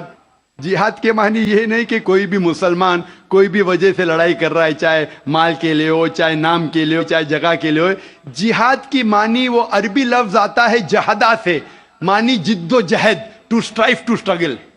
اسلام کے پس منظر میں جہاد کی معنی ہے اپنے نفس سے جد و جہد کرنا، ایول انکلینیشن کے اگینسٹ۔ جو اپنا نفس برے چیزیں چاہتا ہے، اپنے نفس کے خلاف جد و جہد کرنے کو کہتے ہیں جہاد۔ اگر آپ معاشرے کو سدھارنے کے لیے جد و جہد کر رہے اسے کہتے ہیں جہاد۔ اگر آپ سیلف ڈیفنس میں لڑ رہے ہیں اسے کہتے ہیں جہاد۔ اگر آپ آپریشن کے خلاف جھگڑا کر رہے اسے کہتے ہیں جہاد۔ جہاد کے معنی ہے جد و جہد کرنا۔ اور اکثر میڈیا میں کہا جاتا ہے جہاد کے معنی ہولی وار۔ صرف غیر مسلمان نے، کئی مسلمان بھی انورٹڈ کامرس میں اپنے آپ کو اسکالر سمجھتے ہیں، جہاد کا ترجمہ کرتے ہولی وار۔ بالکل غلط ہے۔ ہولی وار عربی میں حرب مقدسہ، اور اب قرآن مجید اٹھاؤ، کہیں بھی قرآن مجید میں حرب مقدسہ نہیں لکھا ہے، کوئی بھی حدیث میں نہیں لکھا ہے۔ جہاد کے معنی ہولی وار نہیں ہے، پاک جنگ نہیں ہے۔ یہ لفظ ہولی وار سب سے پہلے استعمال کیا گیا تھا کرسچین کروسیڈرز کے لیے، جب کرسچین کروسیڈرز کرسچینٹی کے نام پہ ہزاروں لوگ کا قتل کیے، اسے کہتے تھے ہولی وار۔ آج وہ استعمال ہو رہا ہے مسلمان کے لیے۔ جہاد ڈزنٹ مین ہولی وار۔ آپ نے کہا کہ کشمیر میں جو ہو رہا ہے، مارنا، لڑنا، جھگڑنا، کیا جہاد ہے؟ اگر وہ جد و جہد کر رہے ہیں قرآن و حدیث کے مطابق اپنے نفس کے خلاف، جو غلط چیز ہے اس کے خلاف معاشرے کو سدھارنے کے لیے، تو وہ صحیح جہاد ہے. اور جہاد دو قسم کے ہوتے ہیں. ایک ہوتا ہے جہاد فی سبیل اللہ، اللہ کے راہ میں جہاد جو قرآن و حدیث کے مطابق ہے. دوسرا جہاد ہے جہاد فی سبیل شیطان، تو شیطان کے راہ میں جہاد کرنا، جدوجہد کر رہے معاشرے کو بگاڑنے کے لیے، اسے کہتے ہیں جہاد فی سبیل شیطان. ہر مسلمان کو کرنا چاہیے جہاد فی سبیل اللہ، جد و جہد قرآن اور صحیح حدیث کے مطابق. کشمیر میں کیا ہو رہا ہے، میں نے کوئی انٹرویو لیا نہیں ان کا، جو میں پریس میں سنتا ہوں، میں اس کی تحقیق نہیں کیا ہوں. قرآن میں لکھا ہے سورہ حجرات میں سورہ نمبر 49 آیت نمبر 6 میں، جب بھی کوئی معلومات آپ تک پہنچتی ہے اس کی تحقیق کرو تیسرے کو پہنچانے کے پہلے. میں تحقیق نہیں کیا ہوں اس لیے کہہ نہیں سکتا ہوں کون سا جہاد ہے. لیکن یہ جو لڑنے جھگڑنے کی بات ہو رہی ہے، جو لوگ اکثر مسلمان کو دوشی ٹھہراتے ہیں، میں آپ سے پوچھنا چاہتا ہوں کہ آپ نے مہابھارت پڑھی؟ مہابھارت میں لڑنے جھگڑنے کے منتر قرآن سے کئی گنا زیادہ ہے. مہابھارت میں لڑنے کے شلوک منترا قرآن مجید سے کئی زیادہ ہے. بھگوت گیتا ایک مہابھارت کا حصہ ہے، 18 جز 18 چیپٹرز انوشاسن پرو کے، جس میں شری کرشن ارجن کو ایڈوائز دیتے ہیں، سمجھاتے ہیں. جب ہم پڑھتے ہیں Bhagavad Gita chapter number 1 mantra number 43 سے 46 تک کے، ارجن کہتا ہے، اپنے جو ہتھیار ہے زمین پہ رکھ کے ارجن کہتا ہے کہ میں اس میدان جنگ میں نہتا مرنے کو پسند کروں گا بنسبت اپنے رشتہ داروں سے لڑوں اور جھگڑا کروں. چند شلوک بعد Bhagavad Gita chapter number 2 verse number 2 اور 3 شری کرشن کہتے Arjun how can you be so important. Hindi میں ترجمہ کروں گا، آپ نپنسک کیسے بن گئے؟ شتریہ کا دھرم ہے لڑنا، اور آپ اگر لڑیں گے تو آپ جائیں گے سورگ میں. بھاگیوان ہے وہ شتریہ. Bhagavad Gita chapter number 2 verse number 31. بھاگیوان ہے وہ شتریہ جس کو لڑنے کا موقع ملتا ہے. تو کیا بھگوت گیتا غلط ہے؟ اس پس منظر میں ہم جانتے ہیں کہ یہاں شری کرشن کہہ رہے ارجن سے حق کے لیے لڑو. میں اگر یہ کہوں گا کہ بھگوت گیتا کہتا ہے، شری کرشن کہتے ہیں کہ اپنے رشتہ داروں کا قتل کرو، یہ شیطانی حرکت ہے، پس منظر کے خلاف ہے. اگر میں ایسا کہوں گا کہ شری کرشن کہہ رہے ارجن سے رشتہ داروں کا قتل کرو، تو یہ شیطانی حرکت ہے. میں طالب علم ہوں اسلام اور دیگر مذاہب کا، میں بھگوت گیتا پڑھ چکا ہوں. اس کا پس منظر یہ ہے، شری کرشن کہہ رہے کہ حق کے لیے، سچائی کے لیے لڑو، چاہے وہ آپ کے رشتہ دار ہو. تو صحیح ہے، اسی کا ذکر قرآن میں ہے. جتنے آیت ارون شوری اور جو اسلام کے اینیمیز ہے جو کوٹ کرتے ہو، پس منظر میں وہ حق کی لڑائی ہے.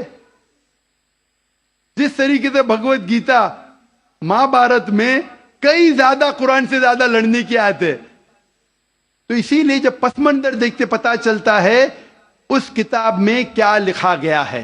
تو اس پس منظر میں میں بھگوت گیتا کے ساتھ ہوں جب وہ کہتے لڑنے کے لیے کہ حق کے لیے رشتہ دار سے بھی لڑو. وہی آیت قرآن میں سورہ نساء میں سورہ نمبر 4 آیت نمبر 135 میں، یا ایھا الذین آمنو، سورہ نساء سورہ نمبر 4 آیت نمبر 135 میں، یا ایھا الذین آمنو، اے ایمان والو، اللہ کے لیے حق کی گواہی دو.